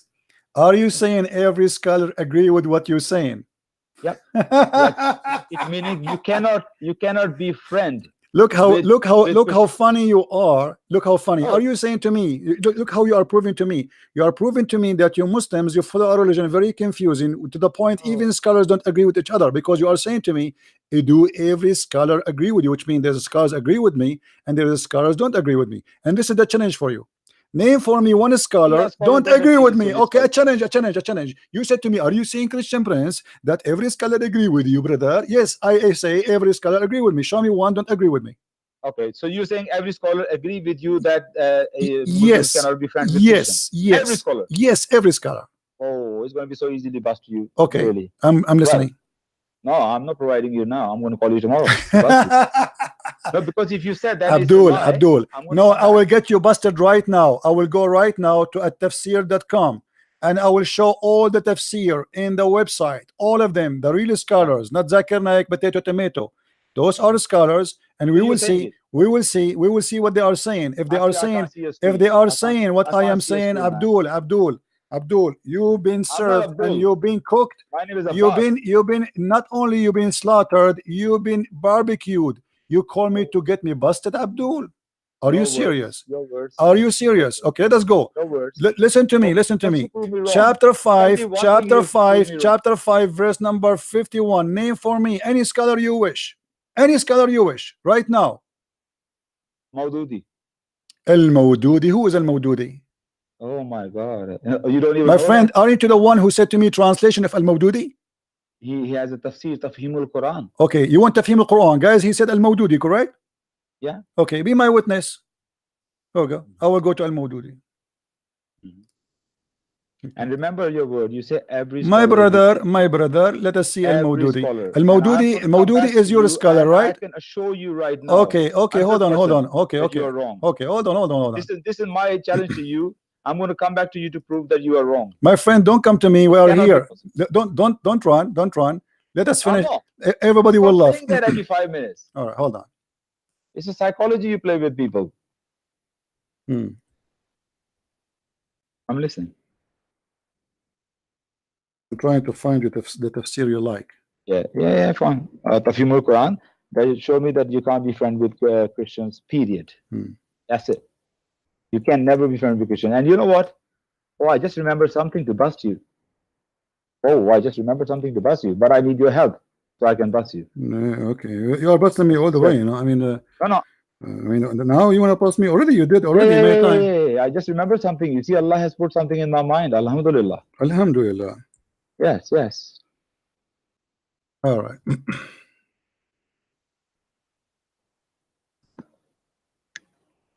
Let us see.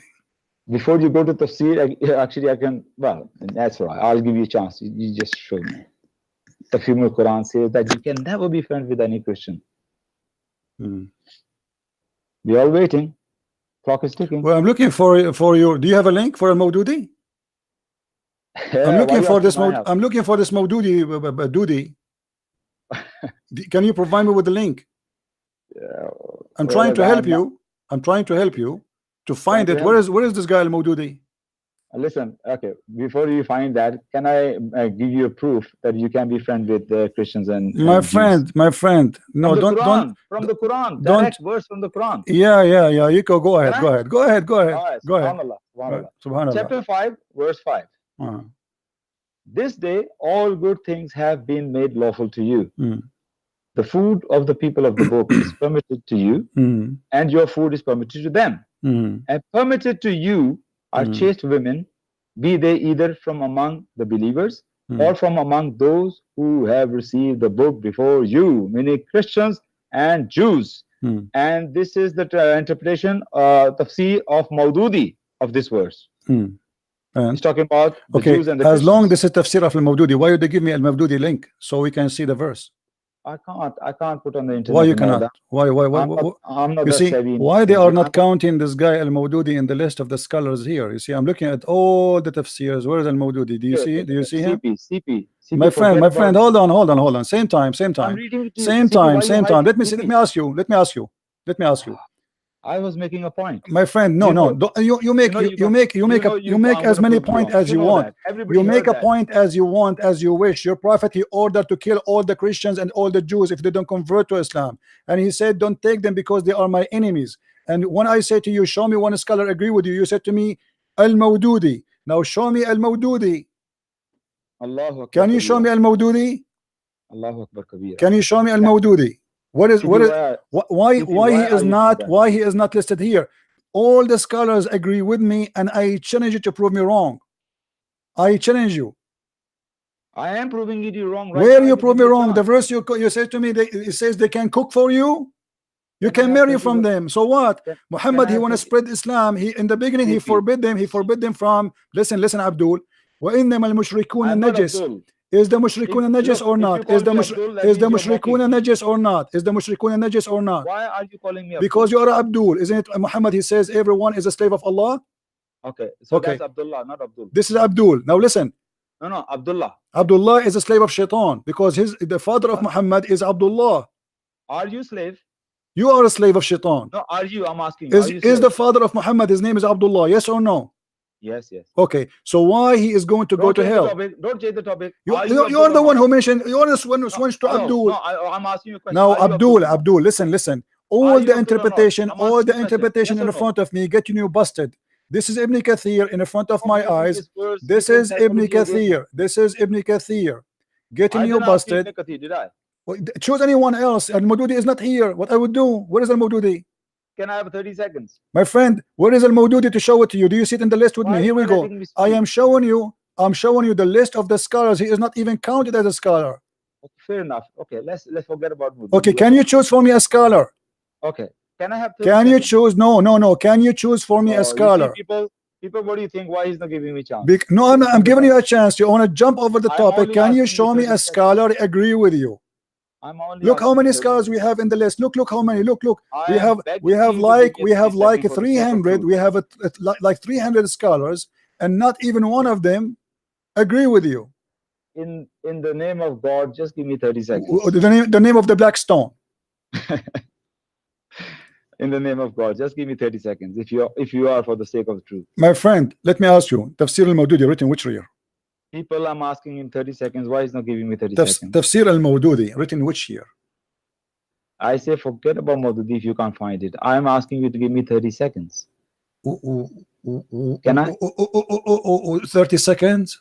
Yes. All the time you spoke until now, you don't have 30 seconds yet? You never gave me.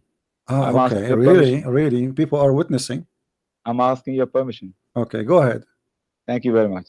So this verse, chapter 5, verse 5, is actually telling you to marry the people of the book. Now, if your question is, if Hadith is telling you you can never be friends with Christians and Jews, you basically telling me Allah telling you to marry with your enemies, live life with your enemies. That's what you're saying? Is this your logic and reason, CP?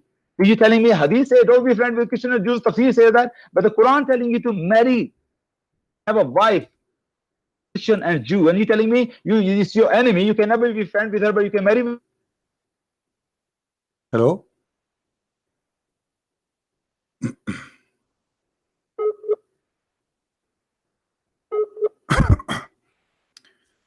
And the guy is gone. Are you there?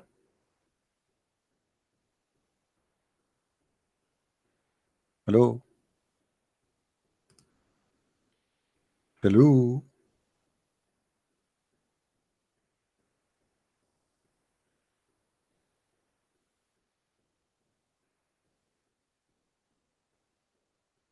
Hello?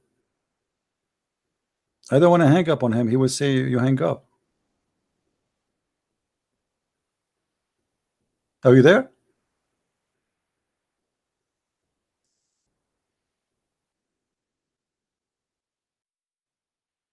Abdul, are you there?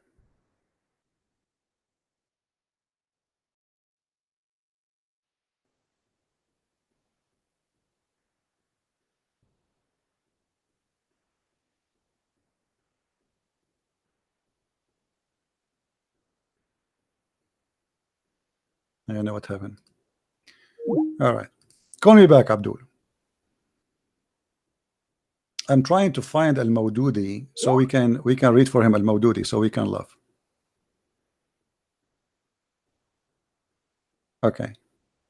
Let me see. I'm trying to find Al-Mawdudi just to show you how they lie. I never saw a Muslim telling the truth ever.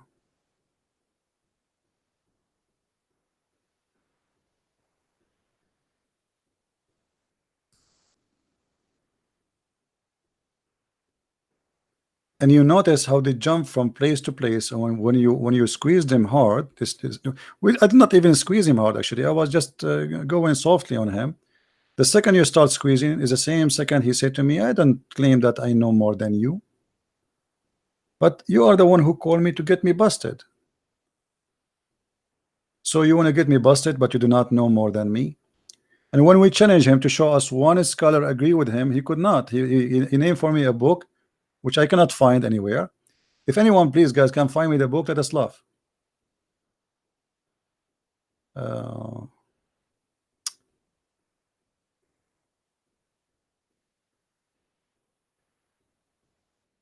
let's see here, maybe this website.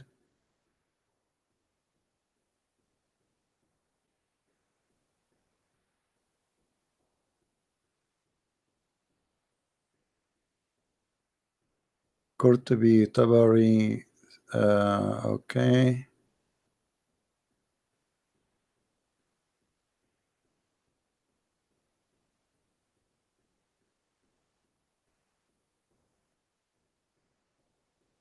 Hold on.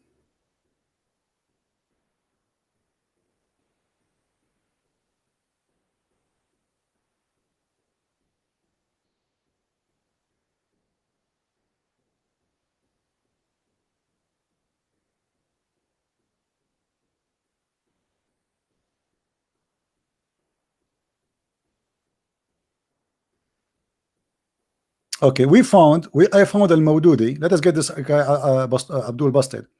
I found this verse, interpretation for chapter 3, verse number.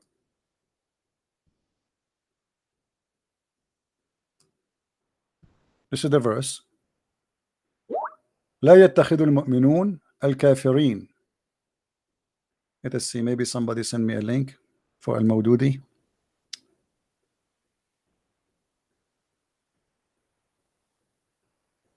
What is that? Okay, well, we can try. Let us see. All right. Let us see. This is Al-Mawdudi. All right. Let us go. Chapter 5. Thank you for the one who sent it. We need to go, but what is mean this man? This we have to go all the way down. Oh boy. Call me back, Abdul. Call me. Look like we got you Al-Mawdudi. You see, I do not know what is even written in there, but I am sure what I'm talking about. Call me back, Abdul. O believer, take not the Jews or the Christians as your friends. This is Al-Mawdudi. Liar. This is your shish kebab Al-Mawdudi. Do you see it?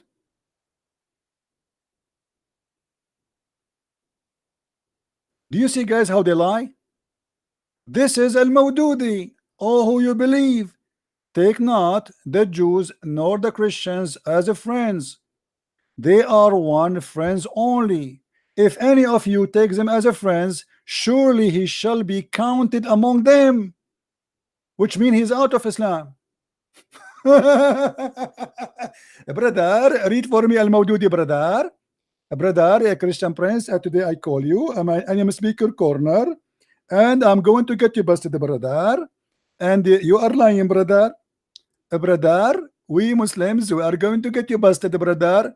My friend, speaker corner, you did not mention your name to us. Don't forget to post in the text down there your name, so we will make you famous more. Please give me your name. Leave it in the after we finish the broadcast, if you will not dare to call me again, and tell me why you lied to us. Says Al-Mawdudi did not say that, and you are the one who chose Al-Mawdudi. And as you see, this is a website I do not know, I never used before. This is, here we go on the top. Okay, it says Sayyid Abu al-Mawdudi. Do you see it? He is the one who chose, not me. It was his choice. When I say Muslims they lie, we are sharing the truth. Those people they lie. They cannot be honest. They love to lie.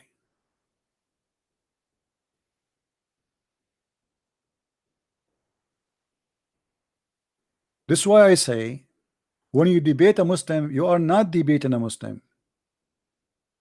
You are playing with the devil. He will do his best to lie as much as he can.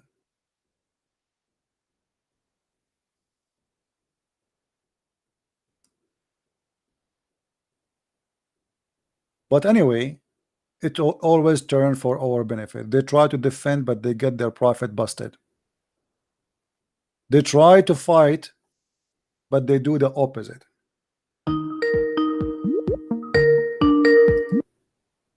Hello? Yeah, hello, CP. Yes, my friend. I just wanted you to know that the guy that you were talking to is on Speaker Corner. He has a lot of video on YouTube, but I think I can recognize his face on the Speaker Corner. Just let you know that his video is there a lot. That he also debates on Speaker Corner, as you already said. That the video is there. Yeah, well, you know, that's even better because that will show everybody that those who they are in speaking corner, they are a bunch of potatoes. They do not know what they are talking about. They go to speaker corner, but yet they have no education. They don't maybe even have high school about Islam, or maybe even normal high school, but yet they want to go in the speaker corner and they want to educate you about their religion. And the second they meet with somebody, he asks them questions which they cannot answer, very simple questions. They run away like potatoes and they don't never come back. I mean, why he don't call back? Why he don't call back? Al-Mawdudi, here we go. We found Al-Mawdudi for him. What do you want more? You ask for a Mawdudi. You made us search all this time for the Mawdudi boy. Okay, we found Al-Mawdudi. You see, they choose something they thought is going to make a difference for them. Okay, I'm going to ask him for something. It's not in the website he always usually use to get us busted. So what we will do, we will say to him Al-Mawdudi, and then we go and we spend our time looking for this guy Al-Mawdudi.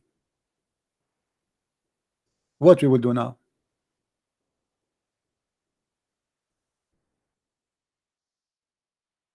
Any Muslim?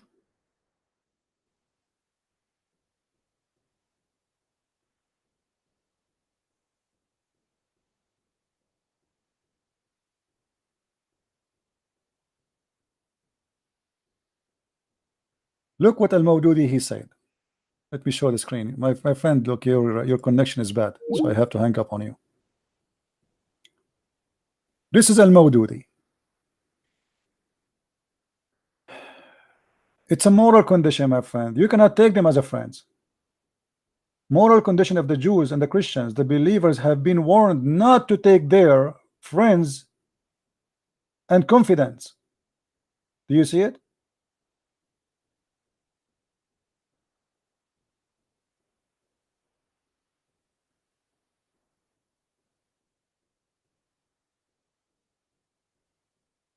This is Al-Mawdudi. Dudi. This is Dudi Al-Faid. Dudi. Oh, who you believe, take not the Jews and the Christians as a friends. Why? Because the enemy of Allah.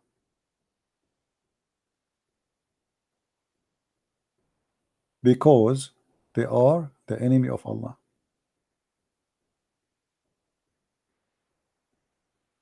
Liars. Liars. We are here to get you busted. Did you have a good time, guys? Did we have a good time? I hope this guy, if he is brave enough to download the video in his conversation with me and to post it in YouTube without any editing. If he is brave, You know what I mean? Because if this is a victory, I advise every Muslim to download the video, which is a victory for Islam. Here we go. Your brother, he was busting me all the way. Copy it all over. Don't cut anything, brother, because it was a pure victory for Allah.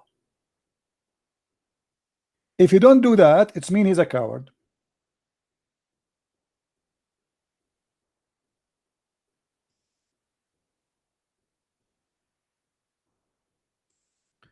Call him, please. Yeah, where is his name? Because he is not in my list.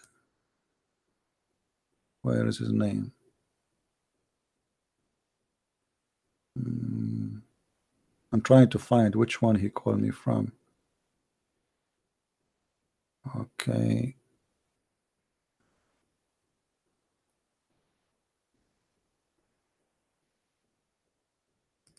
This one, I think. Let's see.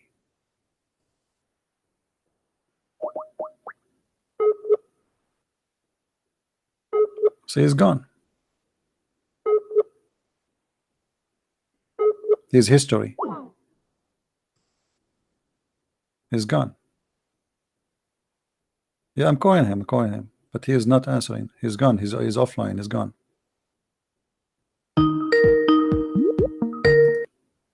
Hello? Hello, CP, this is Simon. Hey, my brother, how are you? Hello. So I'd like to ask for your interpretation of what you're showing on the screen. You're showing basically a doctrine of warfare against a civilization that's outside their civilization. How should we interpret this? That's it. There is no friendship between us and them. And if you are a Christian and you take them as a friend, it's mean you are a fool, because you know they will not accept you as a friend, and you are just fooling yourself, saying, okay, they are friends. Very simple. I mean, it says it clearly. You can go and read all the interpretation in Muslim books have. Yeah, all of them, they say that you cannot take them as a friends, for they are your enemies. So any Christian, he say, I have a Muslim friend, he is fooling himself. He's being stupid. Sorry to say that. But we have them as our neighbors in our countries. I mean, how should we interpret this? This is very, very serious. Well, this is very serious. That's it. There's no other interpretation. That's it. Treason. You see, the Muslims, if they are following Islam, they will not take you as a friend. You might find a Muslim, he don't follow Islam, he take you as a friend. But how we will know now which one? Because the Muslim, remember, in chapter 3, verse number, if we go, this is Al-Mawdudi, right? This is Al-Mawdudi. I will use the Mawdudi, because he liked. If we go to Al-Mawdudi and we go to chapter 3, verse number 28, okay, you will find that the Quran says that you cannot take us as a friend, but you can lie to us, claim to be a friend. If we go here, let us see to verse number 28. All right. Let not the believers make the disbelievers their friends and take them into their confidence, preference of the believers. Whoever will do this shall have no relation left to Allah. The liar was saying to me that he is a Muslim, he have a Christian friend, he trusts them, etc. When I questioned him, he said, no, we can. Are you saying to me we can marry Christian women, but we cannot be friend to you? Yeah, I heard about that, and that's also very interesting. You had an interesting broadcast, because I found out about you 2 years ago, CP. I have basically two of your books, and what you have taught me is that Muslims are willing to deceive, and this is something that my Western mind won't accept. Well, I mean, I cannot say if somebody is. You see, even in law, they say being ignorant does not protect you. You cannot say I was ignorant. You know. You cannot. So but if they want to be ignorant, very different from our worldview. You know, if someone tells you a price, then that's the price. You know, it's not like they're adding 10 times the price to try to trick you.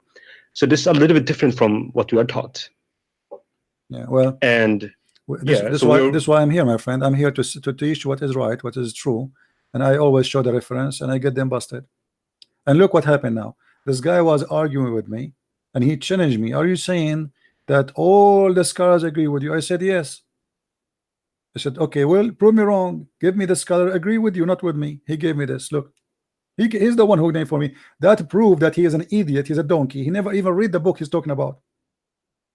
Yeah, I do agree with that. I mean, all doctrine, all verses, all hadith, I do agree with that. But also we know in psychology that there's a discrepancy between behavior and attitudes. It's called cognitive dissonance. Basically, you believe one thing, but in your behavior, you will do something else. What do you think about that? I cannot comment much about something that's called behavior. I can't comment. No, cognitive dissonance. I can say that a human being, sometimes he chooses to be stupid because he don't want to face something he hate to face. As simple as that. You know? Okay, let me just formulate my question differently. I heard your discussion with a Muslim lady a couple of years ago. It's on YouTube. Fantastic conversation. It's 1 hour. She was coming off as Islam is very peaceful, it's good for women, and then just squeezed her, for a while. And she was like, yes, I cannot take Muslims as my friends. And she was just basically telling you everything that she thought. And my question is, do you think that most Muslims believe what the Quran says? You cannot be a Muslim if you don't believe in the Quran, what the Quran says. You cannot be a Christian if you don't believe what Jesus said, correct? Yeah. So, no. I think it's wrong. So to be called Muslim, what is Muslim? Muslim is somebody to believe in Islam, and this is Islam. But we also have Coca-Cola light Muslims. They don't read the stuff, they don't know about stuff, they just born into it. Yeah, but you see, this is what I'm saying. There's a Muslim. There's a Muslim by name. There's a Muslim. Now, Muslim by name. How I know that this guy, he is not trying to act as if he is a Muslim by name? Sure. Because the Quran allowed them that the same verse we are reading. It says you can guard yourself from them. You cannot take them as a friend, but you can speak to them in a friendly way. But in your heart, you should not believe that they are your friends. So he can say to me, I don't believe in this. That's just to protect himself. He is allowed to deny his belief. So if we take what the verse says seriously, that means that we have maybe you can correct me if I'm wrong. We have a population that have a hidden agenda to destroy our civilization. Yeah, actually, a human being destroy always his civilization by himself, and Muslim, they are destroying themselves too. You see, sure. Islam is not only destroying others, is destroying Muslims too. Because when a Muslim he believes in destruction, the first thing destruction will bring is destruction, and that will be for mankind. And Muslim is the first to suffer. Go right now, 50 people they got killed today in suicide bombing in Afghanistan, another 40 in Somalia, kidnapping in Libya. I mean, it's all over, because of Islam, how filthy. Yesterday, they arrested a group of people in Australia. They were trying to shoot as many as they can of Australian, waiting for the crowd to be shot and to be killed. That is Islam. So now we have the whole world in chaos because of filthy cult teaching hate. Sure. I have no problem to take a Muslim as a friend. Why not? I mean, why not? He's a human being like me. He can be a good person. He can be a nice person. He can be even better for me from somebody he claimed to be a Christian. But sure. Here, because of this teaching, I will be stupid to believe that he is my friend. Because now, what if he is a person is aware of this and he believe, as long as he call himself Muslim, that's mean he believe in this. Yeah, of course. So yeah, I do agree that what you're saying is the Muslim belief. That's their attitude based on their books. And we have statistics on Muslim actually agreeing with this. I do agree with this. But this also means that if we're going to take what they believe serious, that means that our way of viewing them is different now.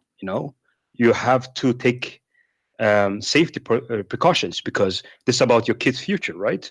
So how do you as a Christian, I'm a Christian as well, by the way. And for those asking in the chat, yes, this is Takia Watch.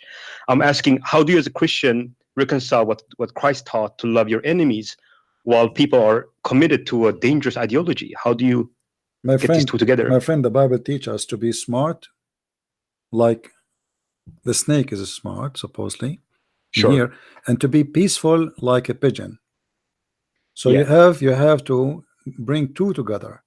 Peaceful and stupid, that is not being Christian. So as long as I know peaceful, I love peace, promote peace, teach love. We don't teach hate. Yeah.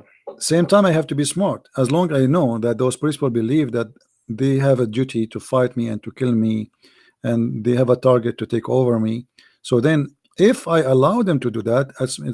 I'm being stupid. So I have to prevent them from doing their target, and I do that by spreading knowledge. Ignorance is the number one problem is in the world. Yeah. Because now anyone who saw what happened today, he will agree that he cannot take a Muslim as a friend, not because he is against that, but because Islam is against that. That's right. So if I take him as a friend, I have no problem to take him as a friend, but his religion don't allow him. So if I believe he's my friend, that means I'm being stupid. Yeah, I don't understand what you mean. Yeah. So we have to basically fight stupidity. You see, Yeah. before fighting Islam, we have to fight stupidity. The Bible says, "My people, they've been destroyed because of their ignorance." So yeah, Hosea 4. the problem in the world today is ignorance. Ignorance is even if you take it in a scientific way, why people are dying from cancer? Because we are ignorant about cancer, how we can fight it. You know, I'm sure time will come and they will find a very easy solution to cancer. Not long time ago, millions they used to die by the flu. Every year, millions and millions of people die. It's just a stupid flu, but it was a small, tiny bacteria kill millions. So what was killing them is our ignorance. So in order to have a better life, safe life, secure life, you need to fight your ignorance. And this is one of the ignorance we are suffering from. So let's be practical. So if you know, if people here knows what you have showed on the screen, so how do you implement this in reality? So you know that people have a hidden agenda if they believe this stuff. So how do you deal with it? I mean, is it like you don't take in people from a certain nation that has Muslim majority nation? How do you implement this in reality? Well, I cannot tell everyone what to do. You see, everybody have his own brain and everybody have his own situation. It's not like a fixed solution for everybody. But I will have caution that those people they believe on me as an enemy. So always I have to look at it in a certain way that they don't mean what they say. He's trying to call me. If you don't mind, I will take him back. Okay. Okay, do that. Let's see, he's online now. I don't think he's trying to call me, but he's online. Thank you, my friend. Okay.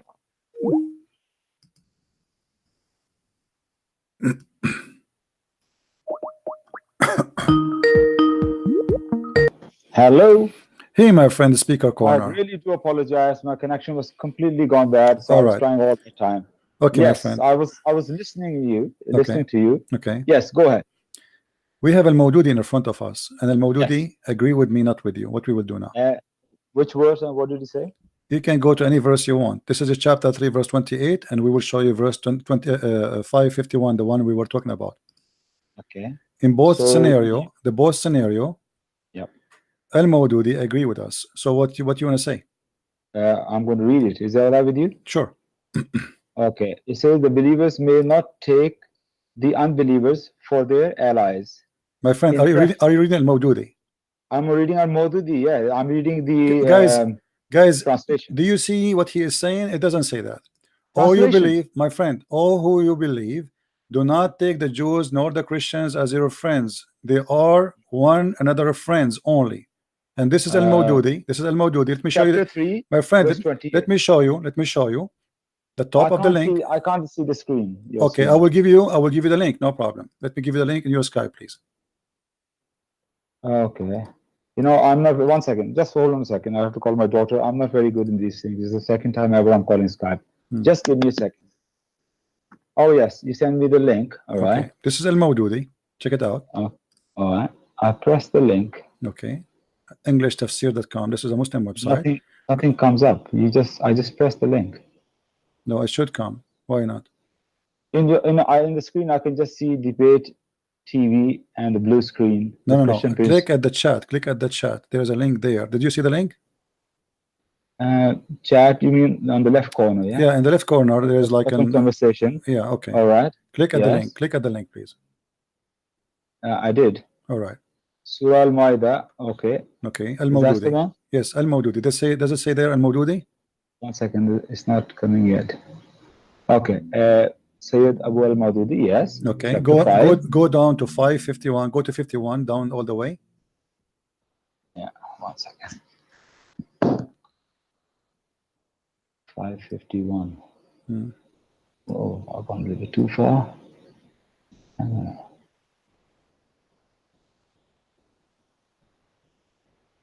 Sorry, I'm not very good in these things. No problem.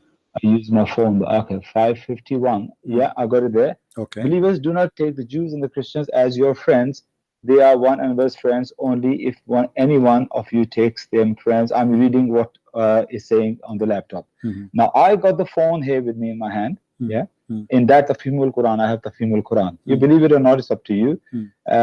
In that, the translation, it says, the believers may not take the unbelievers for their allies in preference. On this one. Okay, here it said, but it's okay. That doesn't make any difference. No problem. We take what they with the translation say here, friends. Yes. So the word here uses olia. Is that right? Okay. Madudi say here it means friends, but the word uses olia, which can also mean protector. Yeah. And so when you ask me to quote you any scholar, I did quote you Madudi, yes. And Madudi is talking about here friends here. Okay. But my question is this here: when Allah is telling us you can marry a Christian Jew and Christian Jewish Christian or Jew woman, how does it make sense that they cannot be your friend but you can marry them? Because Muhammad, you are right with this question. It doesn't make sense, and this is very good question of you. Islam doesn't make sense anyway.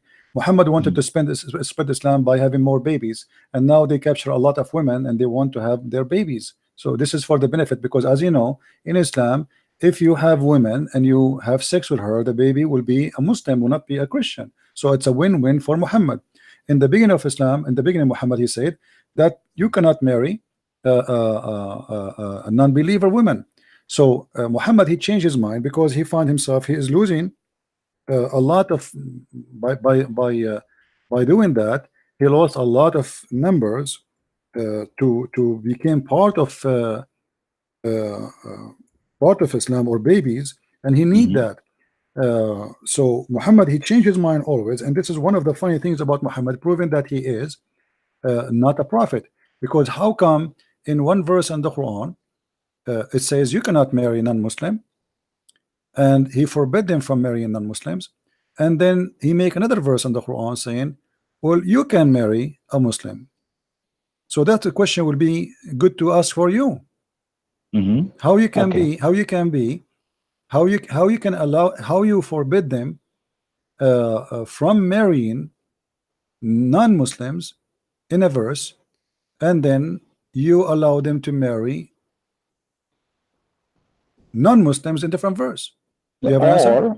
Or if you take Quran as consistent, yeah, Quran is telling you can marry Christian women and Jewish women, and this verse they're saying Awliya, which is supposed to be protector and not friends. No, my friend, because the Quran is not consistent, because I just said to you different verse in the Quran saying you cannot marry. You cannot marry. Yes. Okay, that is a contradiction, you know that. But show me that thank verse you. then. Okay, guys, did you hear this gentleman say this is a contradiction? Yes, I'm saying it. All right, thank you. Because I'm a seeker of truth, yeah, and I believe it. My yeah, friend, I'm not going to hide behind it. I believe Quran has not a single contradiction. No problem. Okay? That's another topic, and I'm putting myself in the box, so you can bring it to me. Okay. Now, Quran say you can. My friend, hold on, hold your horses. Just you say this is will be a contradiction if we can prove it. ولا تنكحوا المشركات حتى يؤمنن. Chapter 2, verse number 2 to 1. The mic is yours. Yes. Chapter 2, verse 2 to 1. Yeah. No problem. Okay, here it says, marry not the women who associate others with Allah in His divinity until they believe. For a believing slave girl is better than a woman who associates others with Allah in His divinity, even though she might please you. Likewise, do not give your women in marriage to. Okay, let's talk about the women first, because we're not talking about the men here. So I'm going to read again. Marry not the women who associate others with Allah in His divinity until they believe. For a believing slave girl is better than a woman who associates others with Allah in His divinity. He's talking about the comparison. He's not talking about period. He said for. My friend, what comparison? It says don't marry unbelieving women. Don't marry. Don't marry. Don't marry. Don't marry. Yeah. Yes. So you cannot marry. It's forbidden for you to marry a woman. She is not a believing woman. Do you agree? I have to finish the whole verses, because if you finish the verse, then you might understand what exactly it's saying. My friend, do you want us to go to Al-Mawdudi, your favorite book? Are you going to go to interpretation? My friend, do you want me to go to Al-Mawdudi, your favorite book?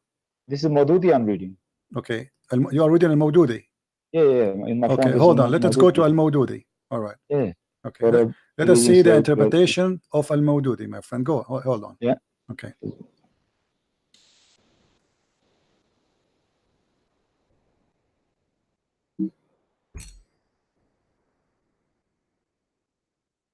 All right. Don't marry a mushrik women unless they believe. Do you see it?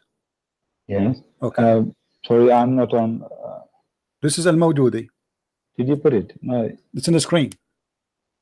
No, in your screen is still chapter 5, verse 51. Okay, let me give it to you in the chat. No problem. And you are the one, remember, you are the one who said if this is true, this is a contradiction. Yeah, if Quran one place says you can marry them and the other place says you can't marry them, Thank you. Of course, it appears like a contradiction. Yes. That's wonderful. Yes. And I believe Quran has not a single contradiction. Okay, well, let us see.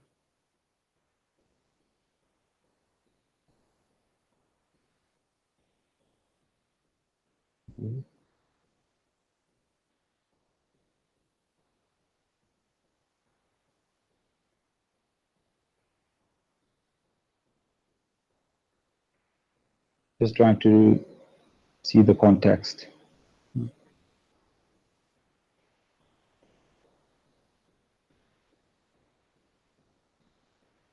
Can't see, still in the screen. Hello? I am here. I'm listening, my friend. I'm giving you time to talk and to read. Oh, I thought no, but there's nothing on the screen actually. I gave you the link. I'm showing in the screen here. Don't marry a mushrik woman unless they believe. A slave woman who believe is better than a free woman who does not believe. The Quran is so clear, and you are the one who said, and everybody heard you.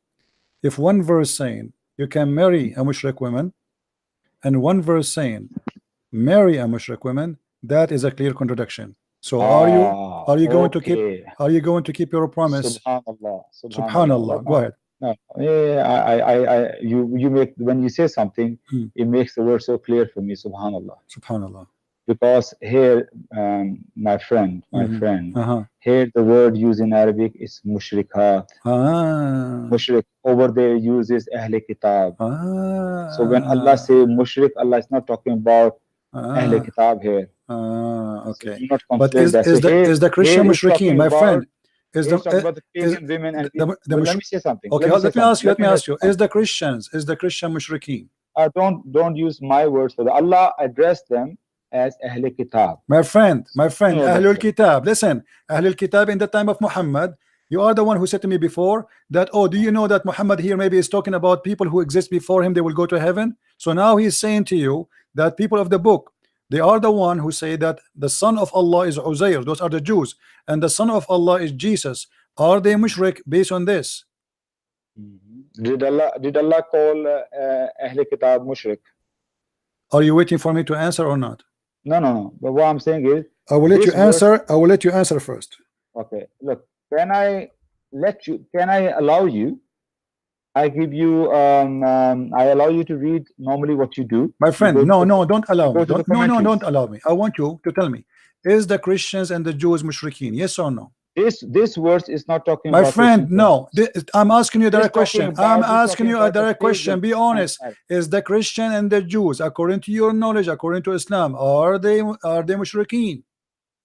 Definitely Jews are not. The Jews are not. Why? They're not. They don't do shirk. Why? Jews don't do shirk. What shirk mean? Do you know? Jews believe is just in one God. They don't do shirk. So anyone he say, okay, let me ask you a question. Anyone says that Jews are mushrikeen, he is a stupid liar, correct? If anybody says Jews are mushrikeen, stupid liar, I wouldn't say that. But I'm just saying that prove me wrong. No, why you don't say that if you are sure? Are you sure or not? Is the Jews mushrikeen? Yes or no? Well, when I'm saying is I'm saying into my own limited knowledge. Prove me wrong. Here we go. The Quran, my friend, says that the Christians and the Jews, the Christian they say that Jesus is the son of Allah. And the Jews they say Uzair is the son of Allah. So are they mushrikeen or not? Okay, of course not. So if somebody says that he have a son of Allah, he's not mushrik.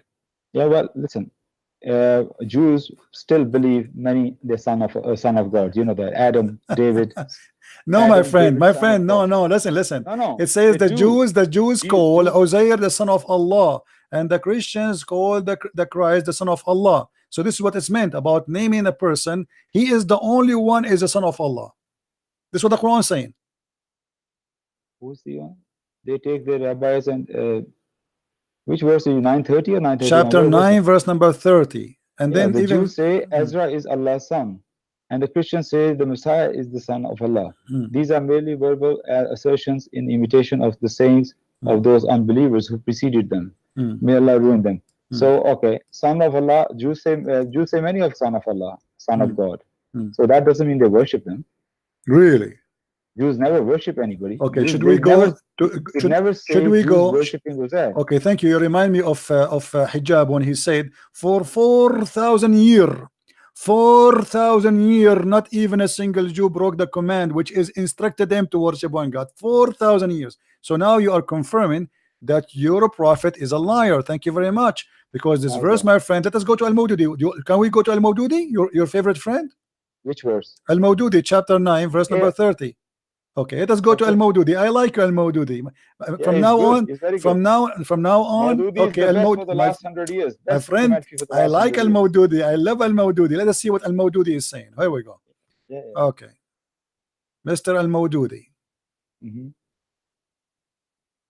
But can I say something? My friend, don't forget, please, after you finish this, to download the video and post it in YouTube. Your YouTube, okay? Don't forget. All right. Can I say something? Do you promise me? Do you promise me you will post it in your YouTube? My YouTube? Yes. I don't have a YouTube channel. You are a speaker corner, but you don't have a YouTube channel.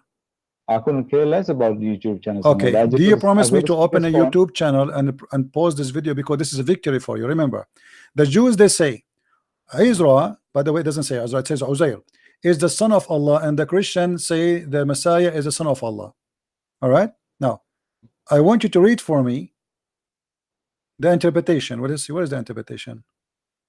Can I say before? I was going to say something before. Yeah, go ahead. Can I say something? Go ahead. You never allow me chance. When I started this conversation, I said to you, Quran, I do not believe any commentary is infallible. You remember that I said that to you? Okay, aren't you the one who chose for me the Al-Mawdudi? No. I was not choosing any. You just asked me, okay, choose one. Give me one. So I say, okay, I'll give you one. But what I said to you in the beginning. So now Al-Mawdudi is bad person. Al-Mawdudi is not good. Okay, Al-Mawdudi is not good. I'm not saying that. Okay, let us go to the Quran. Okay, no problem, guys. Al-Mawdudi is bad. He's a donkey. Okay, no problem. Let me ask you. Okay, does it say there? Does it say there? From the very beginning, I said, my friend, the commentaries are not infallible. Okay, no problem. Let us see what that means. Okay, I want you to explain the Quran for me. It says they worship, they associate with him. Do you see that? In the Quran, not the interpretation. They associate with Allah. Does it say that? This Messiah, the son of Allah, these are merely verbal assertions in imitation of saying of those unbelievers who preceded them. It doesn't say that. It says here in front of me, they associate with him. The Quran says that. Chapter 9, verse 30. What's the Arabic of that? No, not 30 only. You have to read the verses after it. Read with me. You see here, actually, even here it says. Read verse 30. Okay, read. If you continue reading the verse after it, verse number 31 says, they take their priests and their rabbis as their Lord in the regression of Allah, and but yet they were commanded to worship Allah alone, and he he's saying, praise and glory for him, for he is etc. That you cannot have a worship or partner with him. So the verse is accusing them that they are taking partner and association with Allah, so they are mushrikeen. No, you're wrong. No, okay. Let me get you busted. Okay, hold on. That's fine. Let me allow me to get you. I'm not insulting. Just it's a word. I don't take it as insult. I know this is your habit. That's no problem. You can say it. You know what? In speakers corner, people say worse things than that. Trust me. Okay.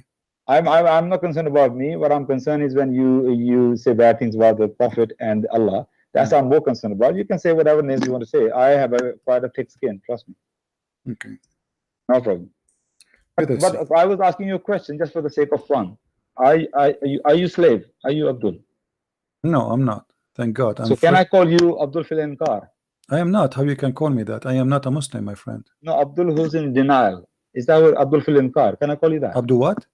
Abdul Fil Inkar. The one who's denied. I never heard of such an Arabic before. Your Arabic is wonderful. What is that? Okay, I thought it says the Abdul who's in denial. Okay, maybe I'm wrong. No, my friend. Yeah. Abdul is somebody, he considers himself a slave of Allah. All right. Okay. I do consider myself. Okay. Let us see. The Quran says لقد كفر الذين قالوا أن المسيح هو الله. Those who say the Messiah is Allah, they are kuffar. What verse you read? Explain to me how that happened. If we are not mushrikeen according to you. What verse did you read? Oh, hold on.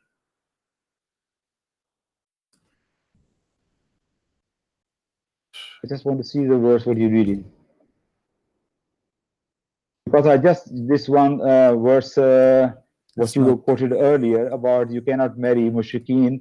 I'm sorry, you were wrong. It was not Ahl Kitab. It was talking about the pagan mushrik. And if you read any commentary, I'm sitting here right now. I'm just saying it openly. Read that, you cannot marry mushrik women. That's not talking about the Jews and Christians. I can assure you, even you open Ibn Abbas if you want to. Okay. Do you like us to go to any interpretation you wish? To assure me? Me wish. You wish. No, you wish. I want you to pick up any interpretation. Okay. Actually, normally you like Ibn Abbas, don't you? You pick up Ibn Abbas and tell me about it. Says you cannot marry mushrik women. It is talking about Jews and Christians. Even I'll let you read that interpretation. Normally I say I'm skeptical about interpretation. No problem. Okay, hold on. Any interpretation. No problem. This is my confidence on that. That is not talking about Jews and Christians. Okay, no problem. And I told you that will be a contradiction, and I'm not shy of that because I'm a believer in the Quran. Quran says there's no contradiction in it, and I believe in it 100%. No problem. So that's why I say openly yes, but that is not a contradiction. That's talking about mushrikeen. No problem. The other was talking about Ahl Kitab. No problem, my friend. Give me a second.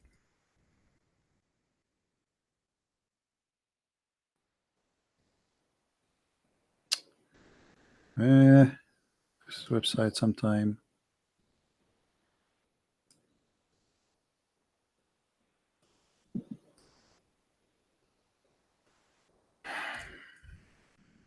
Can you tell me which verse we're looking for? Hold on. No, I do not need you to help me. It's in the front. No, I didn't ask you. I say what verse we're looking. I just want to see so I can prepare myself. Who you going to read? You are the one who asked me to read it, right? I mean, you do not know what verse. Chapter 9, verse 31. Okay. Is it? You are the one who's asking me. You do not know what I'm talking about, my friend. Chapter, I think 328. You said. Chapter 2, verse number 221. And you said any interpretation, it's fine for you, right? Yeah, go ahead. Okay.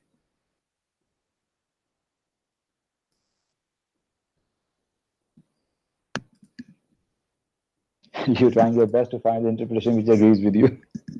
No, I just you see, my friend, we're not kids. I just ask you which one you want, and I will show it to you. You know. Let's say what Ibn Abbas says that you like. What about Al-Mawdudi? Don't you want Al-Mawdudi no more? You don't want Al-Mawdudi? We can go to okay, yeah. Commentary of Mawdudi. I have it with me. You want me to read it? All right, here we go. Let us go to Al-Mawdudi. As long as you like Al-Mawdudi. Go ahead, read. Yeah? Go ahead. Okay. Chapter 2, verse 221, and the commentary of that is, this is the reason for and the wisdom underlying the injunction mentioned above prohibiting marriage links with polytheists. Subhanallah. Polytheists. Who is the polytheist? Christians and Jews are not polytheists. Not according to the spirit. Not according to the spirit of the Quran. Quran called them Ahl Kitab. Polytheists are those Arab pagans. They were the polytheists. Okay, that's wonderful. Marriage does not consist merely of sexual relations between a man and a woman. So believing in the Trinity will not make you polytheist, right? Oh, I say how Quran address Quran. I'm asking you. If I believe in the Trinity, if I believe in the Trinity, does it make me a person who believe in Tawheed or a person who believe in a polytheist?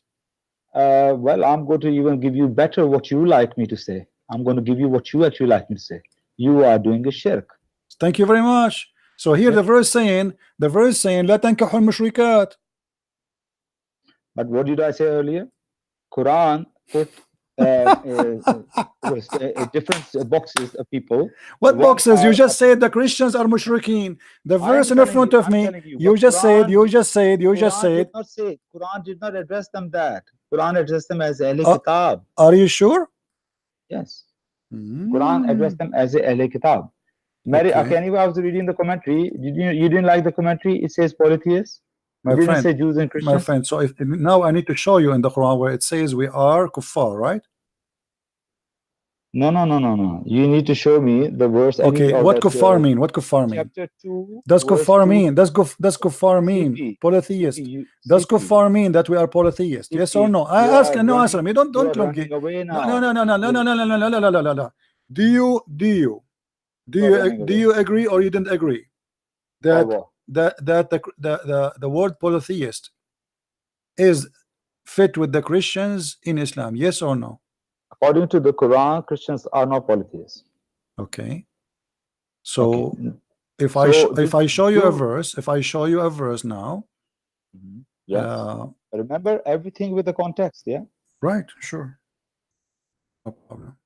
Talking about again and again in this commentary about the polytheists, never say Christians and Jews. No problem. Okay. Let us see. If the Quran. Okay, first thing first. Okay, let us go. No, CP, first thing first. Hold on. Go to chapter 5. Go to chapter 5. Go to chapter 5. CP, it doesn't work like that. CP. No, it worked like that. Let us go. We have to clarify one thing for sure. You see, you receive did you receive a text from somebody? And this is why you rush now. You want to try to fix it? For me? No, yeah. No. So what? You just said that if I believe in the Trinity, that will not make me mushrik. Everybody heard you. I'm keep telling you something. You just said everybody heard you. If I believe the Trinity, that will not make me a mushrik. You said that. Yes or no? You are mixing a lot of my things. friend. Did you? Okay, here, read with me. This is Al-Mawdudi. This is the problem. This is Al-Mawdudi. This is Al-Mawdudi. You know why, it's most certainly they committed blasphemy. Listen. You see. Abdul, hold on. You are the one who asked me for Al-Mawdudi. This is it. This is the chapter 5. Right to say my opinion. This is a chapter. Okay, go. Don't call me again, please. Let your dad call me. I'm done with you. I gave you a chance to prove yourself, and obviously you are all over the place. You remind me of a person. He turned on the fan and he have a dish full of poo-poo, diarrhea poo-poo, and he was in the hospital.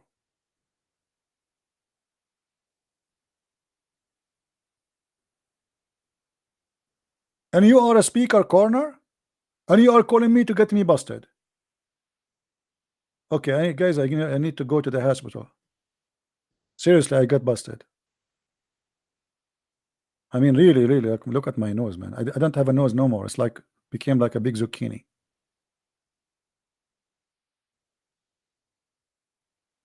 The Christians are not mushrikeen in Islam, but because he said, if this verse saying that you can marry from them, and this verse you cannot marry from them, that means it's a contradiction. He admit he's out of Islam. Hey, my brother. Hey, CP. How are you, my friend? Man, did you get busted? Unbelievable. It was a career end, my friend. Yes. Career end. Yeah. Yeah, I've seen that guy in videos before. I'm pretty sure I recognize his voice. I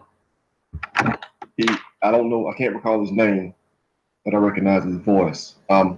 He debates Hatun quite a bit, and he normally comes off as a nice guy. So, but you know what's nice guy got to do with the truth?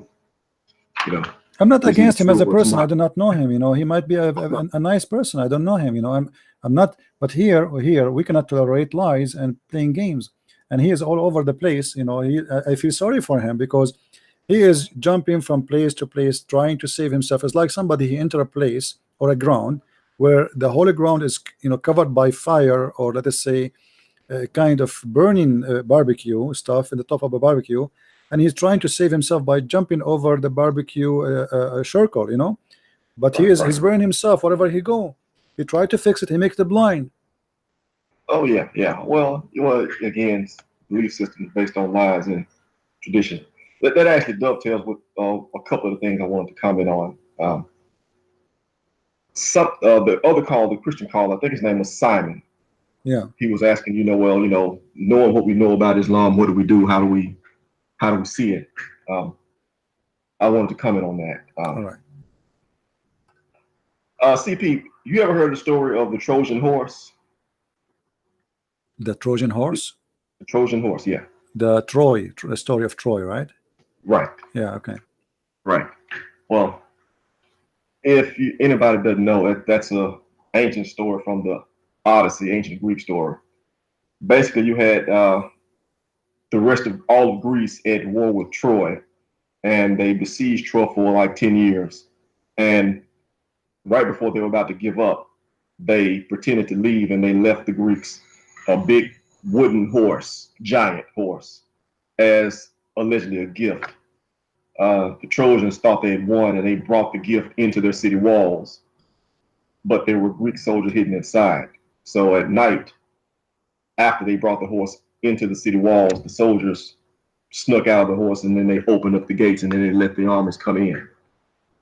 That's basically what Islam is. Yeah. See, people like this guy, is it Abbas? Is that his name? Abbas, yeah. Yeah. You know, I don't think Abbas is deliberately lying, at least not for the most part. Sometimes when you pin him down, no, I think there's a good decent part of him, but he is struggling. He's struggling. You know, the reason he called me, how he can prove to himself that he is really following the true path, and this guy is saying things which is challenging. So he cannot be right. I'm going to get him busted. Right, and he has to go through all these avenues to try to validate what he believes in. Yeah. Before he learns that that there's no way to validate them. But that said, people like him, see, he believes what he says, I think. But his view of Islam doesn't hold up. See, so you let people like him come in, he's Muslim and such, and then if they convince other people to be Muslim and such, believing as he believes, well, just like he can't defend his view of Islam from someone who knows the Quran and the Hadith and Islamic traditions like you do, he couldn't defend that against someone who knows the Islamic traditions and such, like from ISIS. See, he couldn't defend that, because just like you can speak the Arabic and expose all the stuff, the guy from ISIS can do that too. And the problem is, it really does say you can't take Jews and Christians as friends and such. It really says that. It really says kill them where you find them. It really says that. So when they're in a minority, nice guys like this, he can prevail because Islam is not governing. You have secular government or some sort of Christian government or some sort of hybrid in between the two, which is what you got now. It's a secular government based on Christian ideals. But anyway, once you have a critical mass of Muslims and they want to do some jihad or something like that, and this nice guy tries to come along and say, hey man, you can't do that. We can be friends with Christians, and they're going to ask him, where did you get that from? And he's not going to have a leg to stand on. He's going to expose. They're going to lose all the moral arguments, and so you end up with Pakistan or something like that. The true Islam comes out because there is no moral argument on the other side to push back against it. So I know Simon was asking, how do you address it? That's what we're dealing with.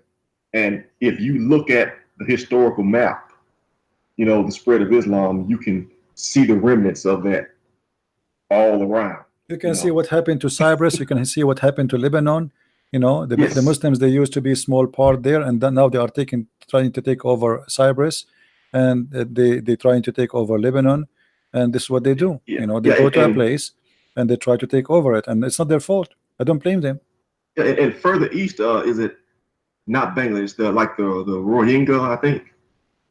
Yeah. Further east, you see the same thing over and over again. You see it in Sub-Saharan Africa. It's the same thing. Small in number, peaceful, get along. When they have larger numbers, they make ruckus. And there's a verse in the Quran, 47:35, that tells them to do just that. Yeah. It says cry not plainly. for peace. Cry not for peace when you are the uppermost. when you are the uppermost. So when you're in the minority and you can't win, be peaceful, get along, nice, kind. says. Same as Muhammad, the Christian, the Jews, the Sabian, everybody will go to heaven, don't worry. Yeah, but when you're the uppermost, and you can be, honest, a Muslim who actually has a peaceful theology comes along and says, well, we should be peaceful. Man, where'd you get that from? Show me. Where are these Quran verses you got? Prove it. Yeah. And you find that they can't prove it, which something else he said that I wanted to comment on, which is when I heard it, that was when I sent a request to call in. You were on him about, I think it was 551. They can't take the Jews and the Christians as friends, which it says, I think, the same thing in 328 as well. But at this time, I think it was 551. And then he went to verse 5:5 and claimed that he had you busted. This is one thing I hate about what I do. I get busted every day. You get busted every day. Amazing. So 551, it says, well, his point was, we can marry. It tells them, what is it? This day everything is, I wrote it down. Where did I put it? This day everything is lawful from the people of the book. Their food is lawful for you and your food is lawful for them. And basically you can marry Christian and Jewish women. Okay, well, if you can't, for those people listening, if you can't tell from my voice, I'm black. And if you can't tell from my accent, I'm African American. Okay, so all the time I thought you are like me. You're black, blonde, African American from Japan. I mean, I'm really disappointed now. Black, blonde, African American from America. But probably closer to subjugation than most people that's listening. That the verse where it says, we can marry their women. Therefore, his verse will say, well, if we can't take them as friends, how can it tell us we can marry them? Does it mean you can marry your enemy? He basically assumed that it was baked in the cake that permission to marry women was the same as that meant that you had to be friends, that you could be friends with them. Well, that is not the case at all. You can most definitely marry women from your enemy. Very much so. What you got there is an act of subjugation, and that is not in our distant past at all. I could tell stories, which I won't do, but I could tell stories from like grandparents and people in that generation, which is not that far ago. To sum it up, in Jim Crow apartheid South, the basic situation was, white guy, he could go with whatever black woman he wished with impunity from the law and what have you. But if black guy went with white woman, or I said went with her, he didn't really have to actually go with her. Then they would go crazy, right? Yeah, they go crazy. They want to lynch you and such. That's like that. Exactly what happened in Islam, yeah. Yeah, that's exactly what the verse is saying. See, if he wants to say that, if he wants to prove that, hey, we can be friends with Jews and Christians, show me a verse that says that a Muslim woman can marry a Christian man. Show me that, where it says that explicitly. Show me a Muslim woman getting permission to marry a Jew, or what have you. See, then you can argue some parity. Now, hey, I've never heard of such a verse.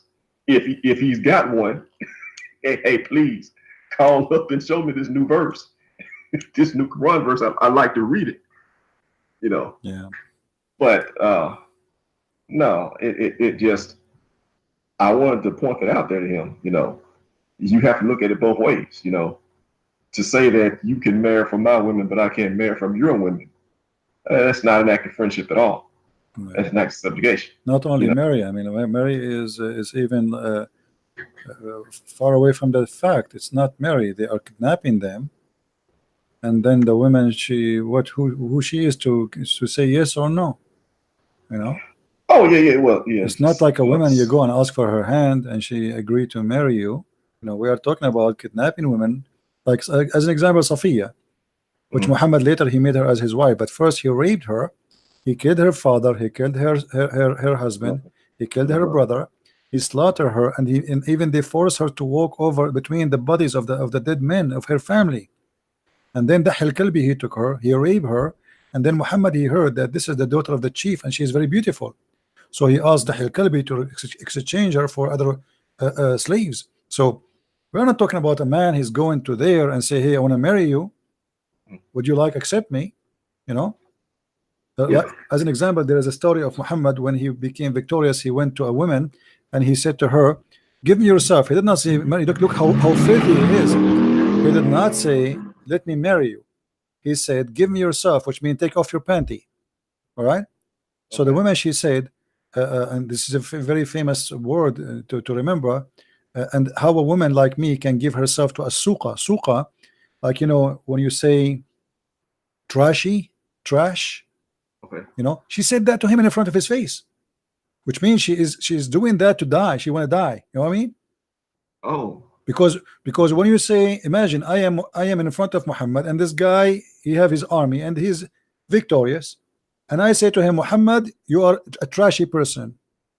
What is next? You know, what is next? Yeah. You know, so she is asking for her death, but she said, I seek refuge by Allah from you. And now Muhammad, it's very embarrassing for him. He claimed to be a prophet of God, and yet the woman, she seek refuge by the God he claimed that he is presenting. So he acted smart. He said, okay, if I kill her, they will say she asked refuge by Allah, and then that's not right. So what I will do? He told them, let her go, send her away. All right. But the woman, she said it clearly. And imagine what kind of a prophet he come to a woman. Imagine I come to a woman and I say to her, let me, excuse my language, let me F you. He did not even marry her. He don't want to marry her. He want to F her. Yeah. Yeah. And then he did, and by the way, he you know, like he wanted to beat her, and then she said, I seek refuge by Allah from you. That is the truth about what they claim. They try to make it as if it's like we marry from you, we are friends. Here we go, we are family, my friend. And this is why I warn anyone: you cannot marry from a Muslim. If you marry a Muslim, you are making a big mistake. Muslim or a Muslim girl, doesn't matter. It's a big mistake, because later, let us say this person, he's not a believer, he's a Muslim by name, but what is guaranteed that tomorrow he will go to the mosque with his friends and he will start acting and learning Islam. Yeah. And then he will say, okay, I have the right to marry 4 women, and then I have the right to make my children Muslims. You cannot stop him from doing that, you know. And I have the right. Actually, even you see a Muslim woman. I know a guy. Actually, they took me to talk to him in person. You know, he was sleeping with the Muslim girl. All right. Okay.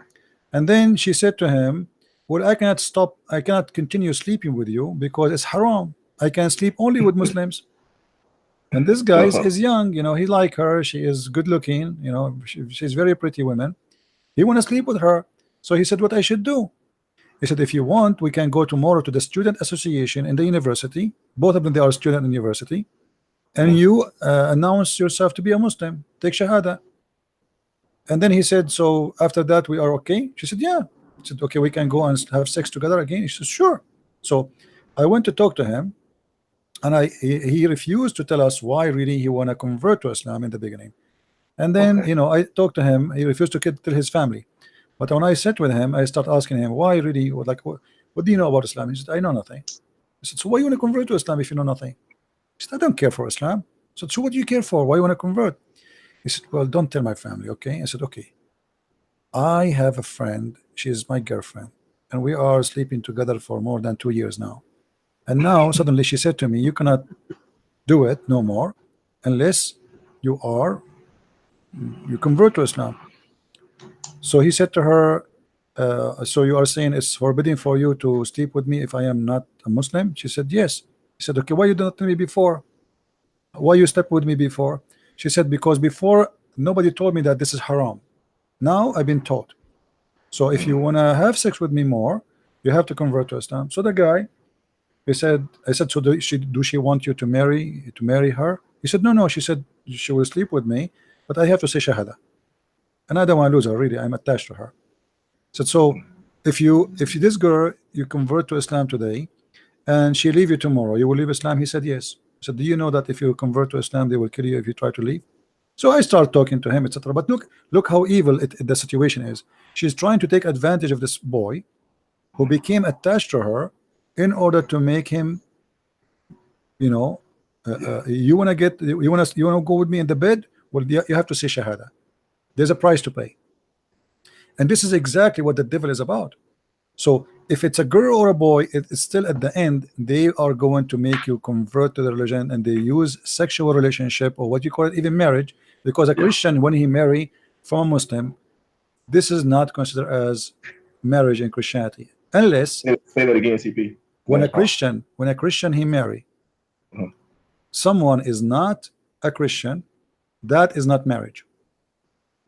That is a sexual relationship. Marriage only between two believers.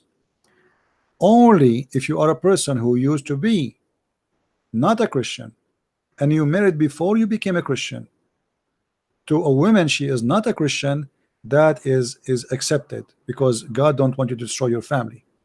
All right, but you don't go and marry a woman, she is not a believer. You don't go and marry a man, he is not a believer, because darkness and light cannot be under one roof.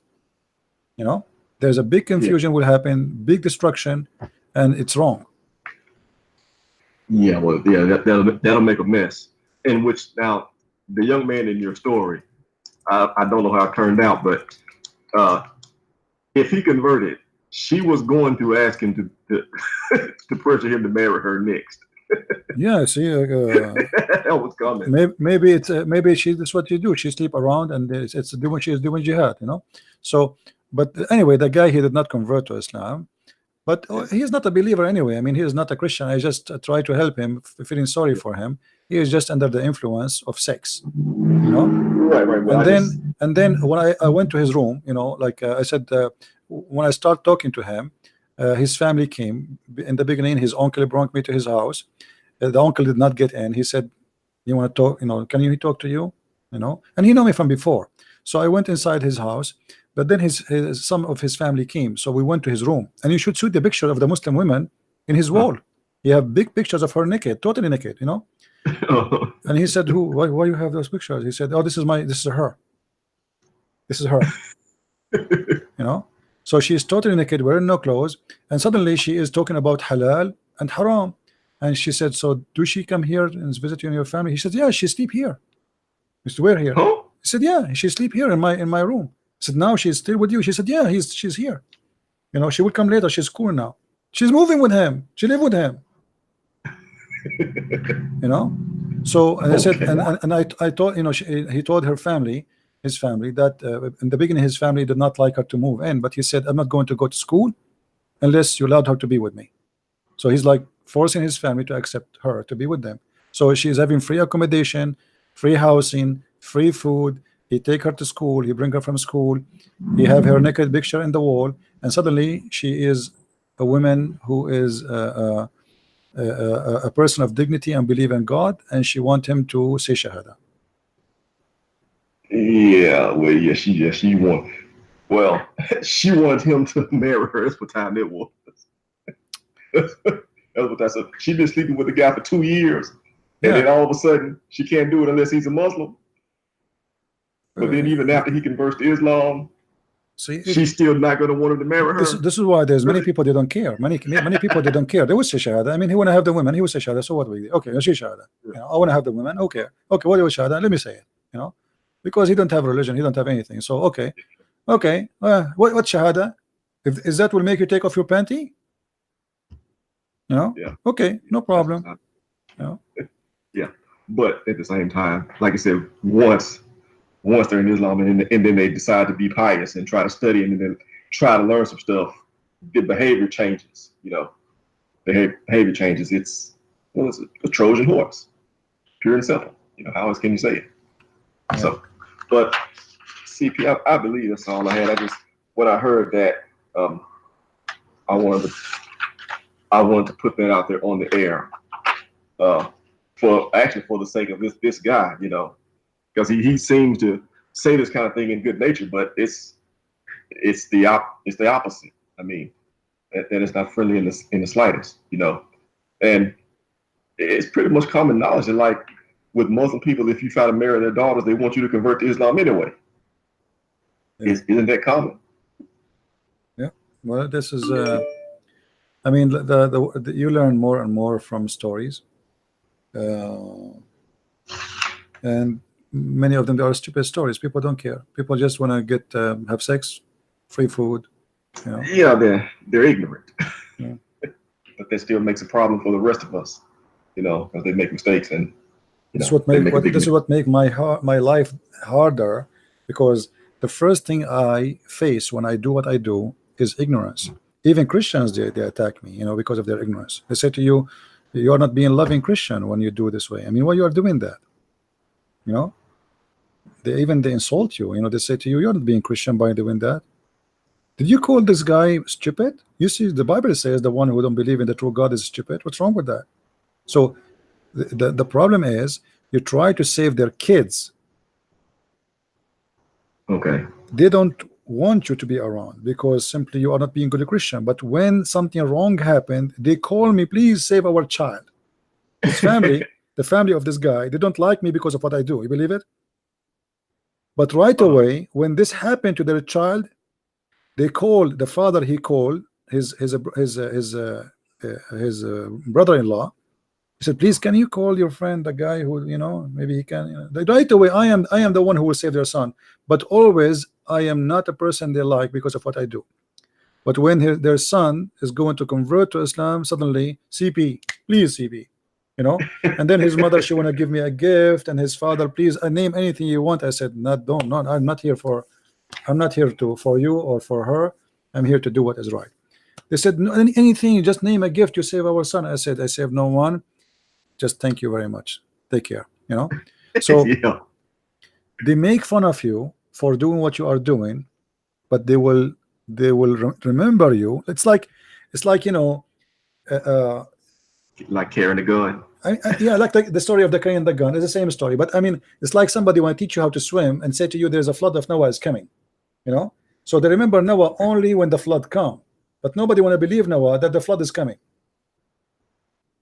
Yeah. They wait until the flood come, and then it's too late. And this is why I encourage people here to share the knowledge about Islam with their children. Don't wait. They go to school, they meet others, people, they fool them. Even those who they are called liberals, they are spreading Islam. You will see an actor saying Islam is a peaceful religion. Actors, they are promoting Islam. So we have to be vigilant, and we have to be careful, and your child is going to be exposed to many bad things in life. If you don't talk about it, somebody else will talk about it, and they will talk about it in the wrong way. You know what I mean? If you don't tell your children now, like if you don't tell your children there is something that's called AIDS, well, your son might get AIDS. If you don't tell your son that there is drugs will destroy you, drugs will destroy him, because nobody told him. He's a kid. Somebody gave him something to try, he became addicted. So you have to speak about what is dangerous, otherwise dangerous is there. If you don't speak about it, doesn't mean it's gone. Yeah, you have to arm them with these things.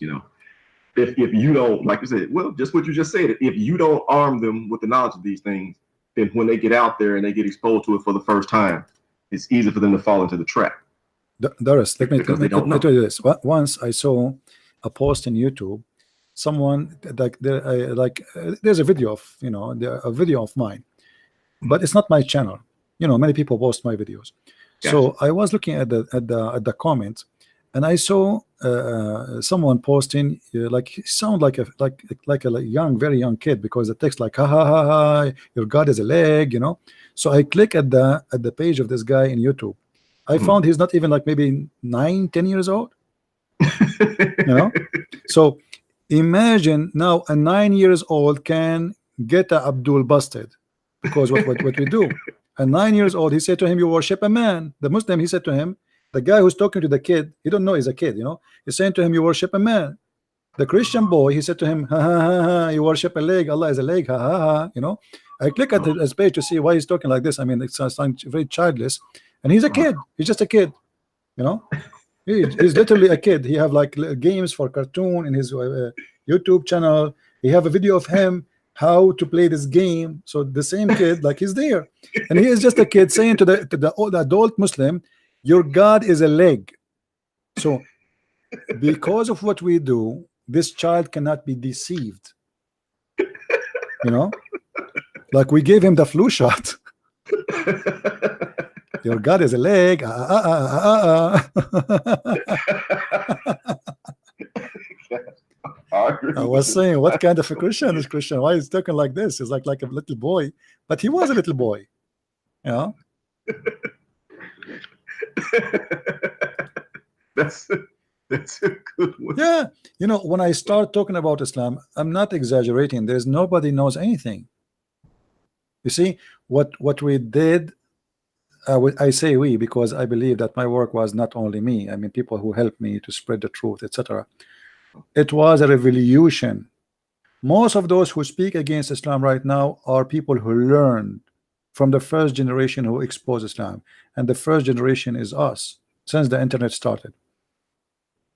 Before that, nobody knows what Islam is about. Yeah. This is why Didat, he was looked like he is victorious. Why? Because at that moment, Didat was debating people who know zero about Islam. Yeah. He go to debate you. He's not debating Islam. He's debating Christianity. So it's one-side debate. When you debate only, you know, imagine I go to a debate and only I can throw rocks at you. You know what I mean? Yeah. And then how we can have a debate if the debate is only you attacking my Bible? This is why Didat, he looked like he was so smart, and the other guy, he looked like he's a fool. Because it's one-sided debate. When a Muslim, he call me right now, I get him busted in 2 seconds because I have knowledge of his religion. Yeah, you have knowledge of the Quran, which, well, it just cannot be defended. You know, I remember when I first started looking at this stuff, which I guess I've been following you now for what, 2 years, going on 3 years now. Well, time go fast. Goes fast, yeah. First time I talked to you, I used to have 4 wives. Now I have 6. I don't know. Let's see. Okay. Yeah.